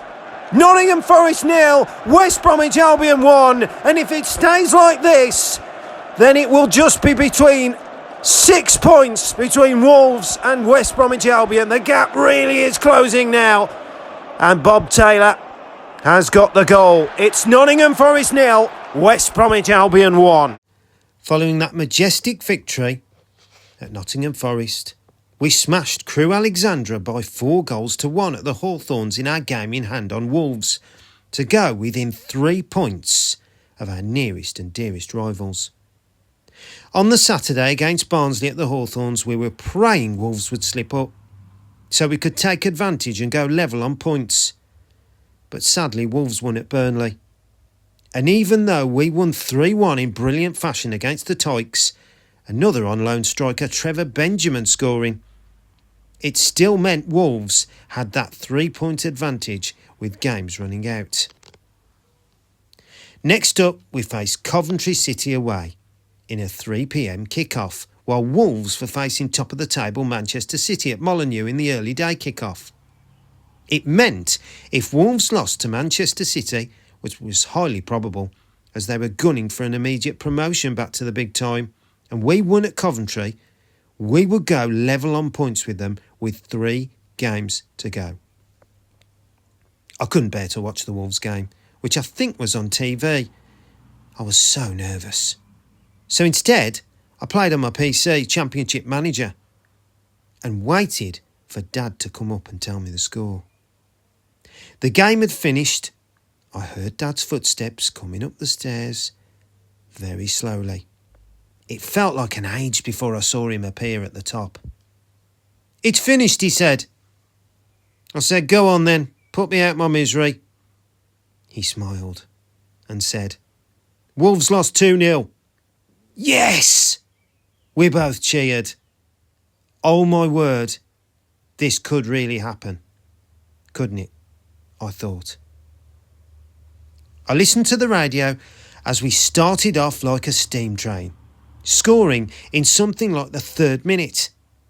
Who else but club legend Super Bob Taylor? Lee Hughes started for Coventry and again caused us problems before being substituted. And according to rumours, doing a bit of a boing-boing on the touchline. We even had Trevor Benjamin sent off to try and throw a curveball in our quest to chase down Wolves. But nothing was going to stop this spirited West Brom side, as we held on to win 1-0 and go all square on points with Wolves. This was dreamland. Miracle stuff. Now it was getting serious. I still refuse to believe it had happened come the final whistle though. 3 games to go. It was a straight shootout for automatic promotion between 2 Black Country fierce rivals. The question was, who would win the battle? Well, Albion know a game in hand, of course, against Crewe Alexandra here at the Hawthorns. A victory, and the gap is 3 points between West Bromwich Albion and Wolverhampton Wanderers. It's all ready to play for, as here come Crewe now down the right hand side. Oh, the ball's been given away and Jordale has collected it. He's into the area. Chance here for Jordale. He strokes the ball past the keeper and into the back of the net. And West Bromwich Albion have taken the lead here. It's West Bromwich Albion 1, Crewe Alexandra 0. And what a start for the Baggies. Well, it was a mistake from the Crewe defender. Jordale was the man who was up for it, collected the ball into the area, and that's a lovely finish. Albion lead by a goal to 0. There's West Brom 1, Crewe Alexandra 1, but here is Scott Dobie. Gets away from the defenders. Oh, lovely play from Dobie. Down the right-hand side. Gets the cross in. Keeper's made a mess of it. Chambers all blocked. Jordale! He strokes it in for number 2. And Albion have got their lead back. It's Jordale again. It's West Bromwich Albion 2, Crewe Alexandra 1, and Jordale is the man. And once again, here is Igor Ballis now. Lovely 1-2 with Scott Dobie. Ballis now hooks the ball across. There's a header from Dicchio. Yes, it's 3-1. Oh, that could be it. That could be the goal that seals it. It's West Bromwich Albion 3, Crewe Alexandra 1. Danny Dicchio with a header. Well, it was a lovely, delightful cross from Igor Ballis. He hooked the ball from the right-hand side, and there's Dicchio. It's a textbook header into the far left corner in front of the Birmingham Road end. It's West Bromwich Albion 3, Crewe Alexandra 1. Here is Dobie now trying to escape the defensive. He has been absolutely outstanding tonight, Dobie, and here he is again down the right-hand side. He's still going, Dobie. The Crewe defender has slipped. Dobie's in here, 1-on-1 with the goalkeeper. Oh, he comes off the defender, but the ball is in the back of the net. And West Brom have got a 4th.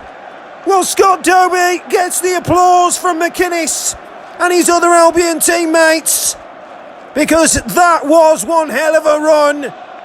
Well, he seemed to just go from the halfway line, kept going. Goalkeeper came out, he hit the ball against the keeper. It's come back off the defender, gone back over the keeper and into the back of the net. Although it won't be Dobie's goal, he will be credited for the work he produced there. And West Bromwich Albion lead by 4-1. And the gap really is decreasing now, isn't it? 3 points between Albion and Wolves now. It's a straight shootout for Premiership football, isn't it? Well, Wolves having lost to Manchester City earlier in the kick-off, it means if Albion can get a victory here at Highfield Road against Coventry City, then it will be all square on points with just 3 games to go. As we've played 3 minutes here at Highfield Road, but Albion have started well. They've got a corner from this left-hand side. There's Ballis. Corner to the back post. Dicchio gets header in there. Taylor! It's in! Oh, what a start for West Bromwich Albion! And it's that man, Bob Taylor, again! Oh, this is dream stuff here! Highfield Road, Coventry City 0, West Bromwich Albion 1. We've barely played 3 minutes. Igor Ballis with a corner from the left-hand side. It was floated ahead of everybody, but there was Dicchio at the back post, diving header across the 6-yard area, and Taylor, there he is again, 3 yards out, smash right foot into the back of the net. And Albion have taken the lead here, and if it stays like this, of course, there's a long way to go, but Albion will be level on points with Wolverhampton Wanderers. What a start! Coventry City 0, West Bromwich Albion 1.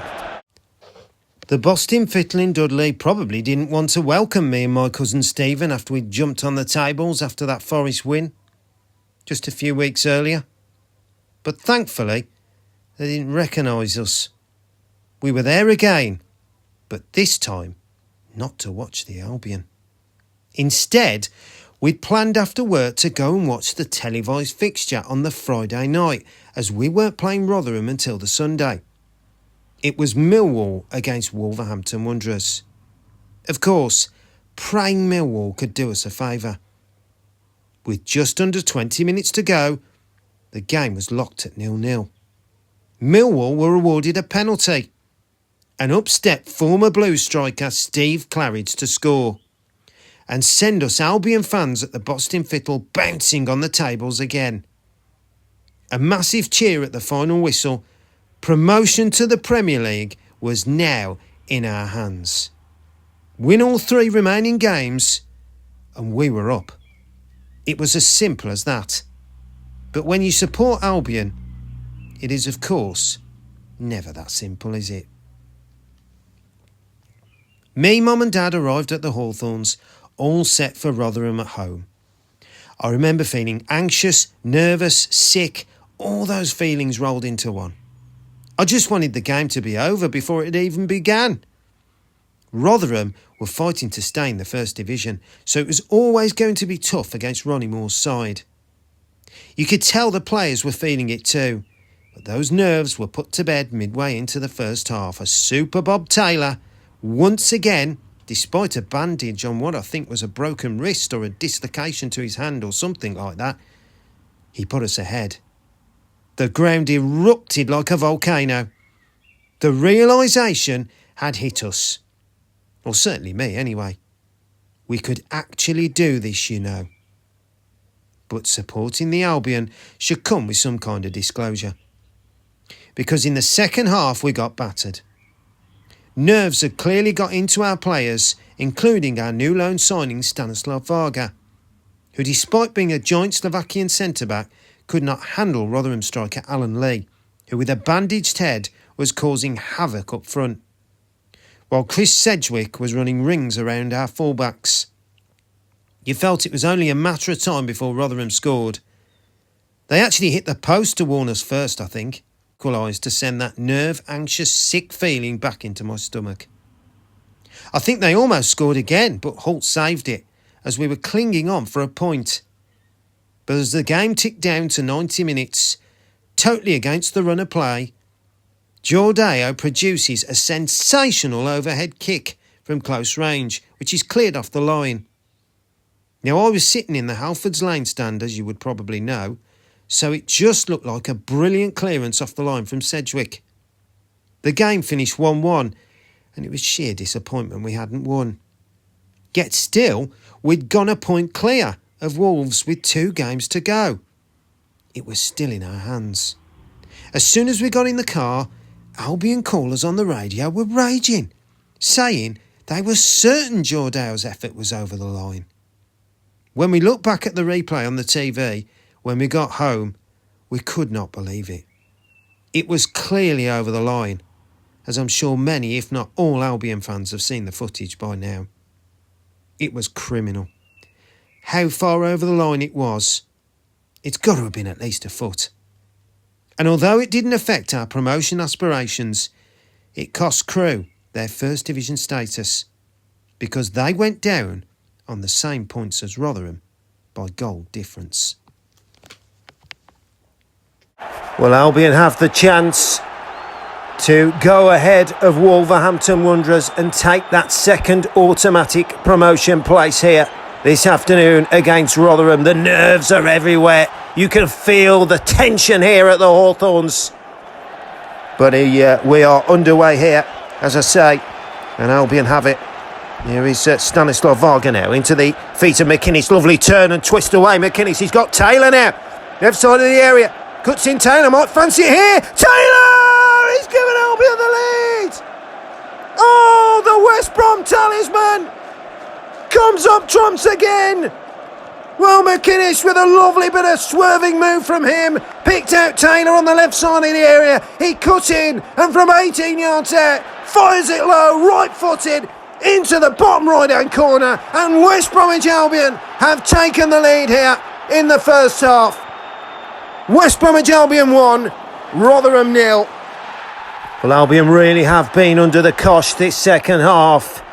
It is West Bromwich Albion 1, Rotherham 1. That goal from Darren Byfield means it's all square here at the Hawthorns. But of course a point would be good enough to get West Bromwich Albion into second place. But it will be a corner from the right-hand side. As, well, what can Albion make of this? Clement will go to take it from the right-hand side. Left-footed, swerving, high one towards the edge of the 6-yard box. Moore gets up there. There's Jordeo. Oh, it's off the line from Chris Sedgwick. Well, Jordeo with the overhead kick from 6 yards out goes across Mike Pollitt and it's whacked off the line by the Rotherham player Chris Sedgwick. And in fact, we're just seeing the TV monitor here. Oh my word, that looks like it's over the line. Well, we need to take another good look at this here. Let's have a look.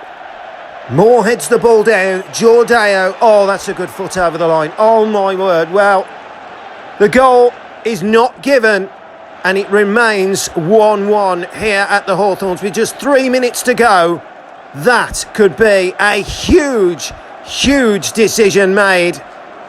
And, well, as I say, West Bromwich Albion 1, Rotherham United 1. Having gone above Wolves by a point and into that second automatic promotion place with 2 games to go, things at work were starting to get a little spicy. I worked with 2 West Brom fans and 2 Wolves fans and the banter was flying around.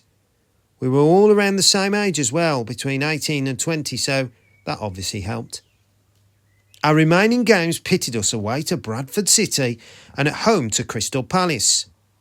Both teams with nothing to play for. Just a week and a half before, with it looking like Bradford would be a huge game, I so wanted to go to this. I remember the ticking instructions being released. Back then, no online sales still. You had to go to the ground to get a ticket. Luckily, because me, Mum and Dad were all home season ticket holders, it was now our turn to go. Mum dropped me off at about 7 a.m. on the morning of the ticket sale, on her way to work. There was already a huge queue and I feared I wouldn't get a ticket.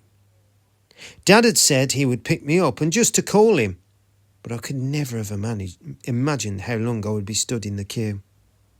I queued from 7 a.m. until 3 p.m. Yes, that's right, 8 hours of queuing. Luckily, I'd got a drink and some snacks to keep me going, otherwise Christ knows how I'd survived. It was a warm day as well, so I could easily have dehydrated. As I got closer, the rumours were circulating we'd sold out. No, not again! I'd queued up for Aston Villa and Chelsea away FA Cup tickets in the past and I'd not gotten them. But the rumours were wrong. I got to the end of the ticket queue and there I was standing at the turnstiles picking up my Bradford City ticket. Mission accomplished! I was so happy. A guy came running past me as I walked back to Dad's car, who had come to collect me. I've been calling on the phone all morning, he said, but I couldn't get through. I told him how long I'd been queuing. He said back to me, oh, I've got no chance then. I wonder if he did get a ticket. It proved to be a golden ticket in the end. But that's not the end of the story. A couple of weeks prior to picking up my Bradford ticket, I'd paid over £250 to play on the Pitch charity. I can't remember the exact name of it, but they were basically a company which arranged for ex-professional footballers to play a charity game alongside non-professional footballers. You know, your average Joe on the street, 9 to 5 working person with all proceeds going to the charity. But I was so excited because I had the letter come through to say I'd be on the same side as Captain Marvel himself, Brian Robson. I was buzzing. Dad had told me all about him, of course, growing up. And although he had a bitter taste in his mouth, and at this, had he still not forgiven forgiven him for leaving us for Manchester United, he was still pleased for me. I was only paying for one half though, as it was over £400 for the full game, and that was too much for me. I was in the away colours of green and yellow. So anyway, the date came through. It was Saturday, 13th of April. I crumbled. It was the same day as the Bradford City away game. What a dilemma. What would I do? At the time, the game wasn't as important as it turned out to be. So I was more thinking, this is a once-in-a-lifetime opportunity to play alongside a former West Brom and England legend. I could tell the grandkids about this when I'm older. On the Friday night, before the Bradford game on the Saturday, I had the most difficult footballing decision ever to make in my life. Because by now, as you would have heard or know, we are 1 point ahead of Wolves with 2 games to go. If we won and Wolves lost on the Sunday, we'd be promoted. And get this, if my head wasn't spinning enough, on the Friday morning, Dad had surprised me with, "We've got 3 tickets in the executive box at Bradford City with a meal and to meet the man of the match afterwards. So your cousin Stephen can have your ticket if you want it." Back to the dilemma. What did I choose? Playing on the pitch with Brian Robson or making the trip to Bradford City, which ultimately became another historic moment in West Bromwich Albion's history? Here is your answer. Albion remain a point clear of Wolverhampton Wanderers going into this one here at Valley Parade. If there was a win, it would be 4 points clear. With a game to go for the Baggies, 2 for Wolves of course, but it would mean Wolves would have to win both games to stand any chance of catching West Brom. It's all in the hands of West Bromwich Albion and Gary Megson's side this afternoon here at Valley Parade. And here is Igor Ballis now, down the right-hand side. Looking to take on the Bradford defence. He's into Dicchio. Dicchio feeds Chambers on the right-hand side. Albion having possession deep inside the Bradford half. Chambers tees it back. Here's McInnes now. Right-footed ball into the area. Oh, Dobie puts it over the bar. Oh, good chance there for Scott Dobie. Could only get his left foot. Hooked it over the crossbar though. Good play by Albion there. McInnes clipping it in from the right. And there's Dobie, left foot on the volley. You'd feel he'd do a little bit better there. Just don't think he could quite get the connection he wanted. And the bar it goes. Here gone Bradford now attacking down the right-hand side. Brangel wants it. He's got it. Here's a chance here for one. Oh, good save by Russell Holt there. Well, Bradford linking up there. Just 10 yards outside the area. But good save from Holt. Be a corner to West Bromwich Albion. Neil Clement will take it from this right-hand side. Still in the first half. There it goes. Oh! And there's Dicchio with a header. And it goes wide of that far left-hand post. Will Albion have it into the second half here at Valley Parade. Still Bradford City 0. West Bromwich Albion 0. Here's Ballis. Tees it back to McInnes. Lovely header. Dobie. Chance it. Benjamin. Oh, what a save from Alan Coombe in the Bradford City goal. Oh, that is an immense piece of goalkeeping. Well, it was McInnes who clipped the ball into the area. And then up went, it was actually Taylor and Trevor Benjamin with a diving header from 6 yards out. It hits the floor, the ball, and then Alan Coombe tips the ball over the bar. What a save from the Bradford keeper. To the agonising feel of those West Brom supporters behind the goal. Benjamin so close to breaking the deadlock. Here come Albion again then. Going to be another corner, this time from the left-hand side. Ballis makes it in there. He's going to come all across. Oh, Taylor! It's over the bar. Oh, what a chance for West Brom. Well, Taylor knows it. Looks up in the sky. I think he realises he should have done better there. 8 yards out, left-footed, but he just skies it over the crossbar. It came to him so quickly, I think. I think that's the argument you might have, but still, Taylor, in that situation, you'd feel could hit the target. Away by Darren Moore. Only as far as Dobie. Here's Clement. Bustling away, Neil Clement under pressure. McInnes with the chip over the back of the Bradford defence. Taylor's in here! Oh, it's saved by Alan Coombe. And then Dobie heads the ball over the bar. Oh, what a chance here at Valley Parade. And Taylor knows it. The hands across the head. What a big chance for West Bromwich Albion. McInnes clipped the ball over the Bradford defence. Taylor is in, left side of the area, and hits it on the half volley, but he just doesn't get the connection he needs. And Alan Coombe instead saves it with his legs, and it's clear. Oh, what an opportunity there for West Bromwich Albion, and Taylor knows it as well. He really does. So close, but not to be for West Bromwich Albion. Well, we're over the 90-minute mark now here at Valley Parade. It is still Bradford City 0, West Bromwich Albion 0, which would put Albion 2 points clear of Wolves with one game to go at Crystal Palace. But Wolves, of course, have 2 games, so it will still be in their hands. Here is Gilchrist gets in the tackle there. Now hooked forward by Ballis over the right-hand channel. Cleared away by Bradford, only as far as McInnes now, who controls it.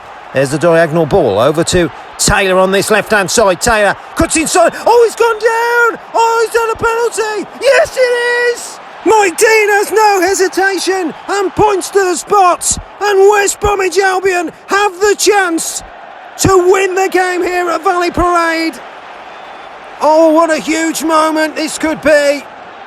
Well, Albion have missed 7 out of their 11 spot kicks so far this season. And in the week there was rumours of who would take the penalty kick. Looks like it's going to be Igor Ballis that will take it. Taylor is down injured at the moment. We wait and see what will happen. But Bob Taylor is down injured and he's receiving treatment. Well, Gary Megson and Frank Burrows on the coaching staff there. They're having words with one another. Whether the penalty will be given to somebody else, we'll have to wait and see. But Taylor cut inside Myers, left side of the area. Myers takes him down. It's a cynical challenge from the ex-Chelsea man. And West Bromwich Albion have a penalty here at Valley Parade. Well, of all the things you could have put together for West Bromwich Albion's season, the way it is all panned out, 11 points behind, and now they have the chance to go 4 points clear of Wolverhampton Wanderers if they can dispatch the penalty kick. Well, as I say, Gary Megson, he's not even looking at the moment, not even turning round. I don't think he can believe what is happening here at Valley Parade. It is Bradford City 0, West Bromwich Albion 0, but Albion have a penalty as Taylor is still receiving treatment at the moment. And it does look like Igor Ballis will be taking the spot kick. That's the man who gets the ball. And he is the man that will be given the responsibility here at Valley Parade. Gary Megson applauds the players. Clement, well, he was involved as well, but he's let the ball. It's going to be Ballis. He puts the ball on the spot. The nerves are jangling. This could be a huge moment in West Bromwich Albion's history. Mike Dean checks everything's okay. Igor Ballis then to take the kick. He steps up, right-footed, and he puts it into the bottom left-hand corner and sends those West Bromwich Albion supporters into absolute ecstasy here. Oh, what a moment this could be. Albion are so close now. They can smell the Premiership. Igor Ballis, right-footed, calm as a cucumber, strokes it into the bottom left-hand corner. Coombe dives the right way, but he's never going to get it. And into the corner it goes. And West Bromwich Albion have taken the lead in the 94th minute here at Valley Parade. Bradford City 0, West Bromwich Albion 1. Igor Ballis from the penalty spot. Well, as I say, Albion have had real problems from the penalty spot this season. No problem this time. Just when you need a penalty kick to be scored, Igor Ballis steps up and provides it. Bradford City 0, West Bromwich Albion 1. As Bradford will get us underway here in these final few seconds. The Lord's my shepherd. is ringing around the ground now. You can hear it loud as proud. And here is as Bradford have possession on the left-hand side. Jacobs looks to clear it forward over the halfway line. Only as far as Taylor. It'll be cleared again, long over the back of the Albion defence this time. Gilchrist is there to head it away. Albion just have seconds remaining here to hold on. Sigurdsson heads it forward, then Ballis clears it away, and that's a foul on Ballis, and that will be a free kick to West Bromwich Albion. Things can just calm a little bit now. Gary Megson telling his players on the touchline to just keep it calm. The job is almost done for West Bromwich Albion. Of course, if it does stay like this, it means Wolverhampton Wanderers, if they lose tomorrow at home to Wimbledon, the Baggies will be in the Premiership. But of course, there's still football to be played, isn't it? Even in this game as well, the Albion fans are singing their delight here. And, well, it will be a free kick to West Bromwich Albion. Rolf Fox has been told not to come on. It looked like he was coming on for the moment. He's been told to put his jersey back on as Russell Holt will clear the ball. We have seconds left here at Valley Parade. Bradford City 0, West Bromwich Albion 1. Russell Holt clears it forward. That's a foul on Taylor, and that will be a free kick, and that is just what West Bromwich Albion wants. It's a good 25 yards out from the Bradford City penalty area, but there will be no putting the ball in the box, I would have thought. It's get it into the corner, hold on to what you've got. That's McInnes and Clement and even Andy Johnson, they're all standing there ready to take the free kick. Where will it go? Well, it looks like McInnes, there's seconds left now. We're deep into stoppage time here at Valley Parade. I can't imagine there will be much more time left. Here's McInnes, takes it short, over to the right. Here is Doby, and that's it! The whistle has blown! West Bromwich Albion have done it! Oh, incredible scenes here at Valley Parade. They're coming from everywhere. The Albion supporters, not just in their own end behind that goal. They're coming out of the Bradford supporters as well. On the pitch they go. Well, what an end to this game here at Valley Parade. Igor Ballis is the hero, a 94th minute spot kick winner. And West Bromwich Albion are one victory away from Premiership football. It is that close now. It's finished here and a very emotional Valley Parade. Bradford City 0, West Bromwich Albion 1. Well, I'm sure you've worked out by now what my choice was. And I actually got sent the green and yellow shirt with my name on the back. The full kit, which I thought was a lovely touch. It wasn't signed by Brian Robson. Of course, that would have been nice, but I totally understand and respect that someone else played in my shirt, and it was a wonderful bit of money that was going to a charity as well. So, but that was that. But going back to the Bradford game, what a day it was. For drama, excitement and atmosphere, this is still my favourite ever West Bromwich Albion away game. I tell everybody now, if anybody asks me, it's the same answer. You will hear from later episodes I've been to some crackers as well. But this one, for what it meant at the time, tops the lot. This is no lie when I say this, but just days before the Bradford game, I'd said to Mum as a joke, "What would you do, Mum, if we had a penalty in the last minute?" She laughed. We weren't laughing when referee Mike Dean pointed to the spot, I can tell you. I turned to Mum and we just looked at each other in utter bewilderment. And then the realisation had hit us we'd missed so many penalties. Who was going to take it? Super Bob was on the floor injured, although he said at a later date he was only down injured so long because he didn't want to take the penalty. I'm not sure I believe him, to be honest. But anyway, the coolest cucumber in town, Igor Ballis, stroked it home to send us 3,500 supporters into ecstasy. I cried with happiness. I'm not ashamed to say it. I cried like a baby. I've only ever done that once at an Albion game since. This was surreal. Albion fans were everywhere, even in the Bradford end. My other best mate, Idge, who lived next door but one to me, was in with the Bradford fans. At the end of the game, Big Dave Darren Moore, who was named man of the match, came into the executive suite and received a huge round of applause from both sets of supporters. Well, of course, he was a former Bradford City player, wasn't he?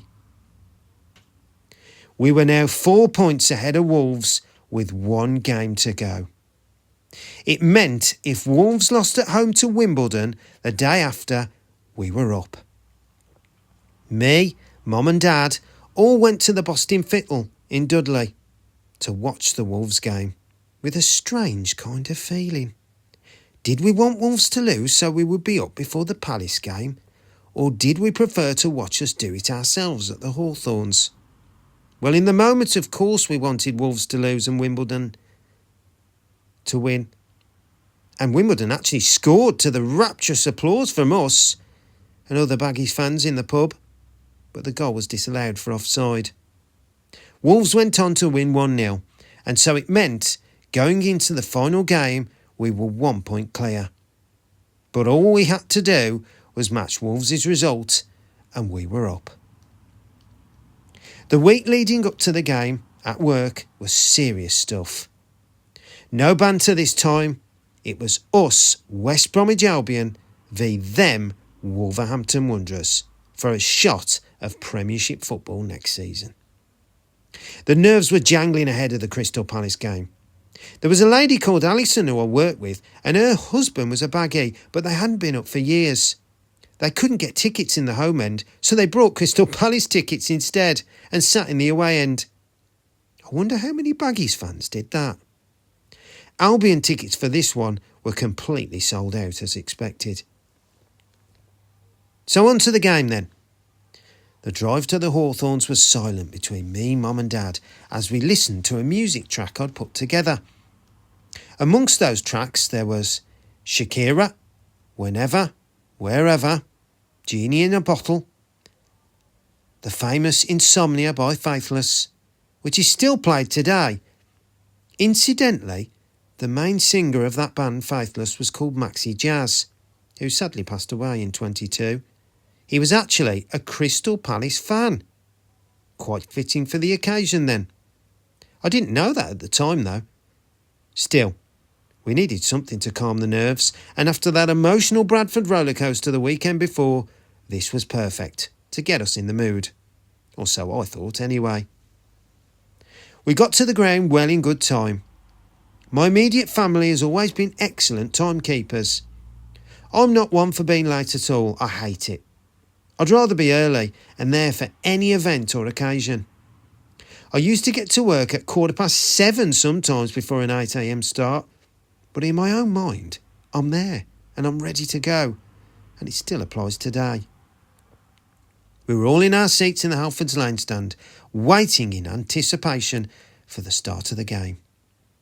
Again, that stomach-churning feeling arrived, but not as strong as before, because you just felt with this team spirit we'd got it in the bag. Adrian Tiles comes past to get to his seat, and as he does, Dad says, "How you feeling today, Adrian?" He replies, "Nervous," or something along those lines. Dad said back to him, "Don't worry, we will be fine. No way will this team blow it today." Although we did have one almighty scare within minutes of the game kicking off, all of a sudden my phone is ringing. I take it out my pocket and I see it's my mate Oliver, who's a big Wolves fan. I thought, oh no, something's happened in their game. I refused to answer the phone. Within seconds, well, it felt like that anyway, a text came through. "We are winning." As quick as that, I said out loud, "Wolves are winning." They'd taken the lead away in their game at Sheffield Wednesday after literally seconds, I think it was. It was deathly silent with no response. You didn't need it. You could see it on people's faces, the colour drain out of them. No sooner than that news had gone round, Russell Holt pulls off a magnificent save from Riliati to keep us at 0-0. Oh my word, were going to blow it, I thought. It now meant Wolves had jumped back into the second automatic promotion place, with us back into third, and resigned to the playoff places. It didn't last long. Darren Moore put us ahead to calm the nerves, putting us back into that second automatic promotion place, heaping the pressure back on the old Gold. And from that moment on, we never relented. It was written in the script that Super Bob Taylor would score the second goal to seal our place in the Premiership. As soon as that goal went in, that was it for me. I knew we were up. This team did not concede many goals. I think it was 26 clean sheets or something like that in total, if I remember right, all season. A phenomenal record. Amazing achievement from a team that was not even expected to be in the playoffs after selling Lee Hughes and, of course, releasing Richard Sneakers, and then the double injury to Jason Roberts as well. But we'd done it. We'd reached the promised land. As commentator John Champion beams out on the season video, West Bromwich Albion are in the Premiership. Those words, listening back, give you goosebumps even now. It was utterly surreal. The celebrations began. I never went on the pitch as I was right at the back of the Halfords Lane stand. I just enjoyed it with Mum and Dad and the people around me, who I'd sat by for just under 10 years as a season ticket holder. Here it is again, in all its glory. It's not quite the same quality and performance as John Champion produced, mind, but I enjoyed reliving it again. So sit back and enjoy. Crystal Palace then have the ball. It's a free kick. It's a good 20 yards outside the West Brom penalty area. Albion are going to have to be on guard here early on in this fixture. Well, really Artie is going to have it here. Left foot, he's going to strike it. Oh, Russell with a brilliant save. I think it took a deflection off an Albion man as it veered its way towards the goal. It was actually Danny Granville who struck it left-footed. A thunderbolt come off Darren Moore. Oh, so close to an own goal there. Flicked off the head of Darren Moore. But Russell Hull, as he has done all season, pulls off a super save with his right hand to tip the ball over the bar.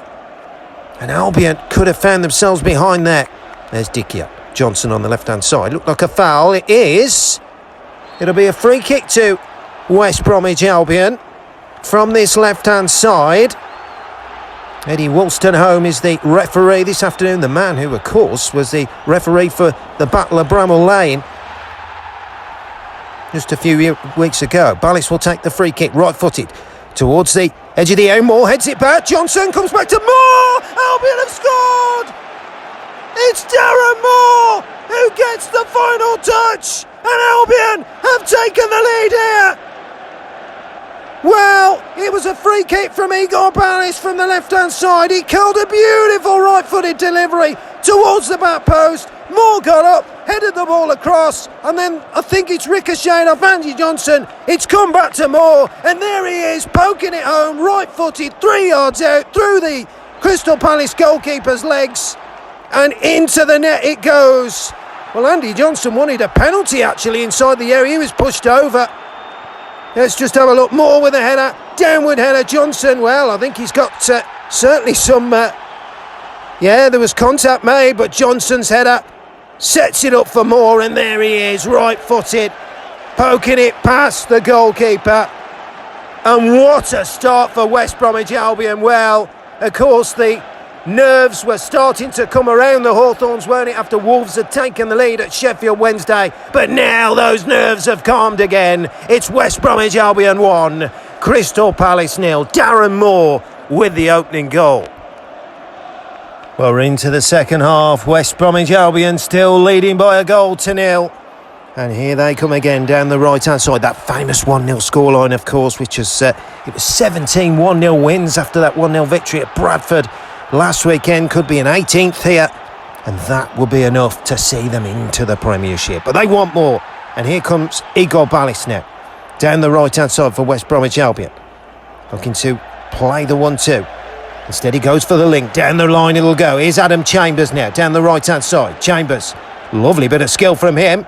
Taken off him though. Chambers battling to win it back. In the end, Ballis will retrieve it. Back to Chambers. Oh, that's a foul there on Adam Chambers. Outside the Crystal Palace penalty area by Hayden Mullins. And there's no doubt there, that's a West Bromwich Albion free kick. Eddie Wolstenholme certainly sees it as that anyway. It's about 22 yards out of the Crystal Palace penalty area on this right-hand side. There's only one man for this, isn't there? Neil Clement. His set pieces have been a joy to watch this season. And he's got the chance to do it again here. What a moment it would be if he could curl this one into the back of the net. Neil Clement it will be then for West Bromwich Albion. Adam Chambers was brought down by Mullins. There was a lovely one too actually between the two. And Albion have the chance. Clement is over it then.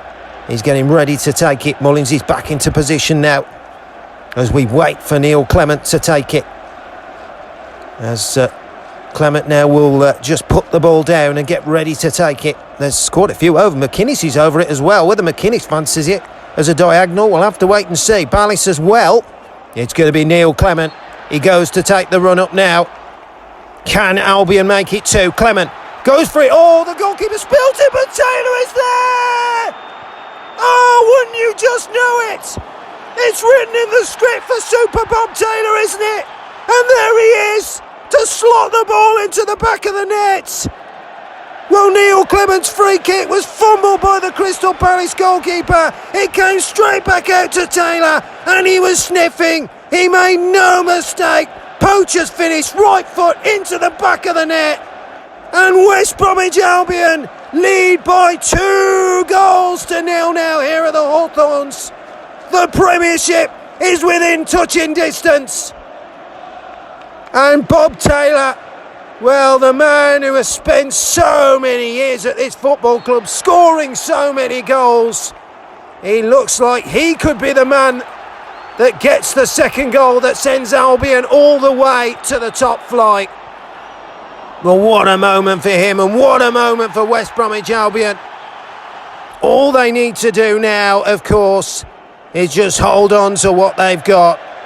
And Gary Megson looks absolutely delighted. The Albion fans are in party mood now. If they weren't before the first goal, they certainly are now. It is West Bromwich Albion 2, Crystal Palace 0. Well, Gary Megson, he's just taking it all in. He's just soaking it all in. He's actually looking at all the supporters of the Albion fans. I don't think he can quite believe what it means and what is being taken in here. He wants to sample it, and rightly so. West Bromwich Albion are now so close to that Premiership dream. And, well, the celebrations may well be able to start very, very soon here. And once again, it would be a real pivotal moment, wouldn't it, in West Bromwich Albion's history, that promotion against Oldham all those years ago. It could well be happening again here. Well, we're into the final few seconds now here at the Hawthorns, where it is West Bromwich Albion 2, Crystal Palace 0, and there is a lovely tribute about to happen. Rolf Fox, who has already announced that he will be hanging his boots up at the end of the season. This will be his final piece of action in professional football, and he will come on for West Bromwich Albion in these final few seconds. What a lovely, lovely moment it is. And Gary Megson sends him on. But in the meantime, here come Crystal Palace now. Here's Curtis Fleming. Over to the right-hand side as Fox is on the field. Will he even get a touch? We'll have to wait and see. But Palace will come forward down the right-hand side. Fox is trying his best to try and get the ball, but at the moment not succeeding. The ball will come out. And now Gilchrist just thumps it forward. Anywhere will do for West Bromwich Albion. They won't care, will they? Here's Doby. Oh, he plays it out for a throw-in. And that's it! It's all over! The referee, Eddie Wolstenholme, blows the final whistle, and West Bromwich Albion are promoted to the Premiership. Oh, what a wonderful day here at the Hawthorns. You have to pinch yourself to actually realise this is happening. The Albion supporters, the players, they're all in situ. They're all in celebration. The Albion fans come racing onto the pitch. They know that this is a huge moment in their history. Buckets of them piling onto the field. Well, they just want to enjoy it, don't they? And rightly so. West Bromwich Albion have beaten Crystal Palace and they have succeeded getting promoted in place of their dearest rivals, Wolverhampton Wanderers, and that's what makes it even sweeter, isn't it? It's all right being promoted to the top flight, but to do what the Baggies have done, 11 points behind back in March, and to come back and finish above Wolverhampton Wanderers is quite incredible, isn't it? Well, Wolves have actually drawn away at Sheffield Wednesday by 2-2, so even if Albion had drawn, it wouldn't have mattered. Albion were up anyway, but of course they wanted to do the job properly, didn't they? And that job has been done in complete, full succession. It's finished here at a very emotional Hawthorns. West Bromwich Albion 2, Crystal Palace 0. Goals from Darren Moore and Bob Taylor mean West Bromwich Albion are promoted to the Premiership. A week after that heroic victory and celebration, Mum and Dad put an invite out to all the family and friends who were West Brom fans that we were going to have a going up party, including the window cleaner Lee, who I used to love talking to about the Albion when he was cleaning our windows. What a lovely guy. Everyone pretty much turned up. We had some great fun celebrating, watching the Palace and Bradford games again. Us youngsters had our face painted blue and white, still pinching ourselves that we would be playing against the Manchester Uniteds, Liverpools, Arsenals, etc. I even wrote a song changing the lyrics to "Throstle on me shirt" instead of 3 lines on a shirt. You're going to ask me to sing it now, aren't you? I can't remember the lyrics, unfortunately. It's so long ago. But it went down well. And that's it. The end of the 2001-2002 season. I apologise it's been so long, this one, but I hope you've enjoyed it. It had to be so long because it really was a fantastic season. And even to this day, I remember it so well. Hence the reminiscing moments with the elder listeners and educating the younger followers of our football club. I hope I've done a good enough job there. Also, our first promotion back to the top flight for 16 years. It had to be special, didn't it?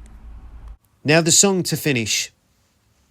Well, we had a song for every single player that was on that pitch against Crystal Palace, including Raul Fox, who played his last ever competitive game, I believe, coming on as a late sub before retiring.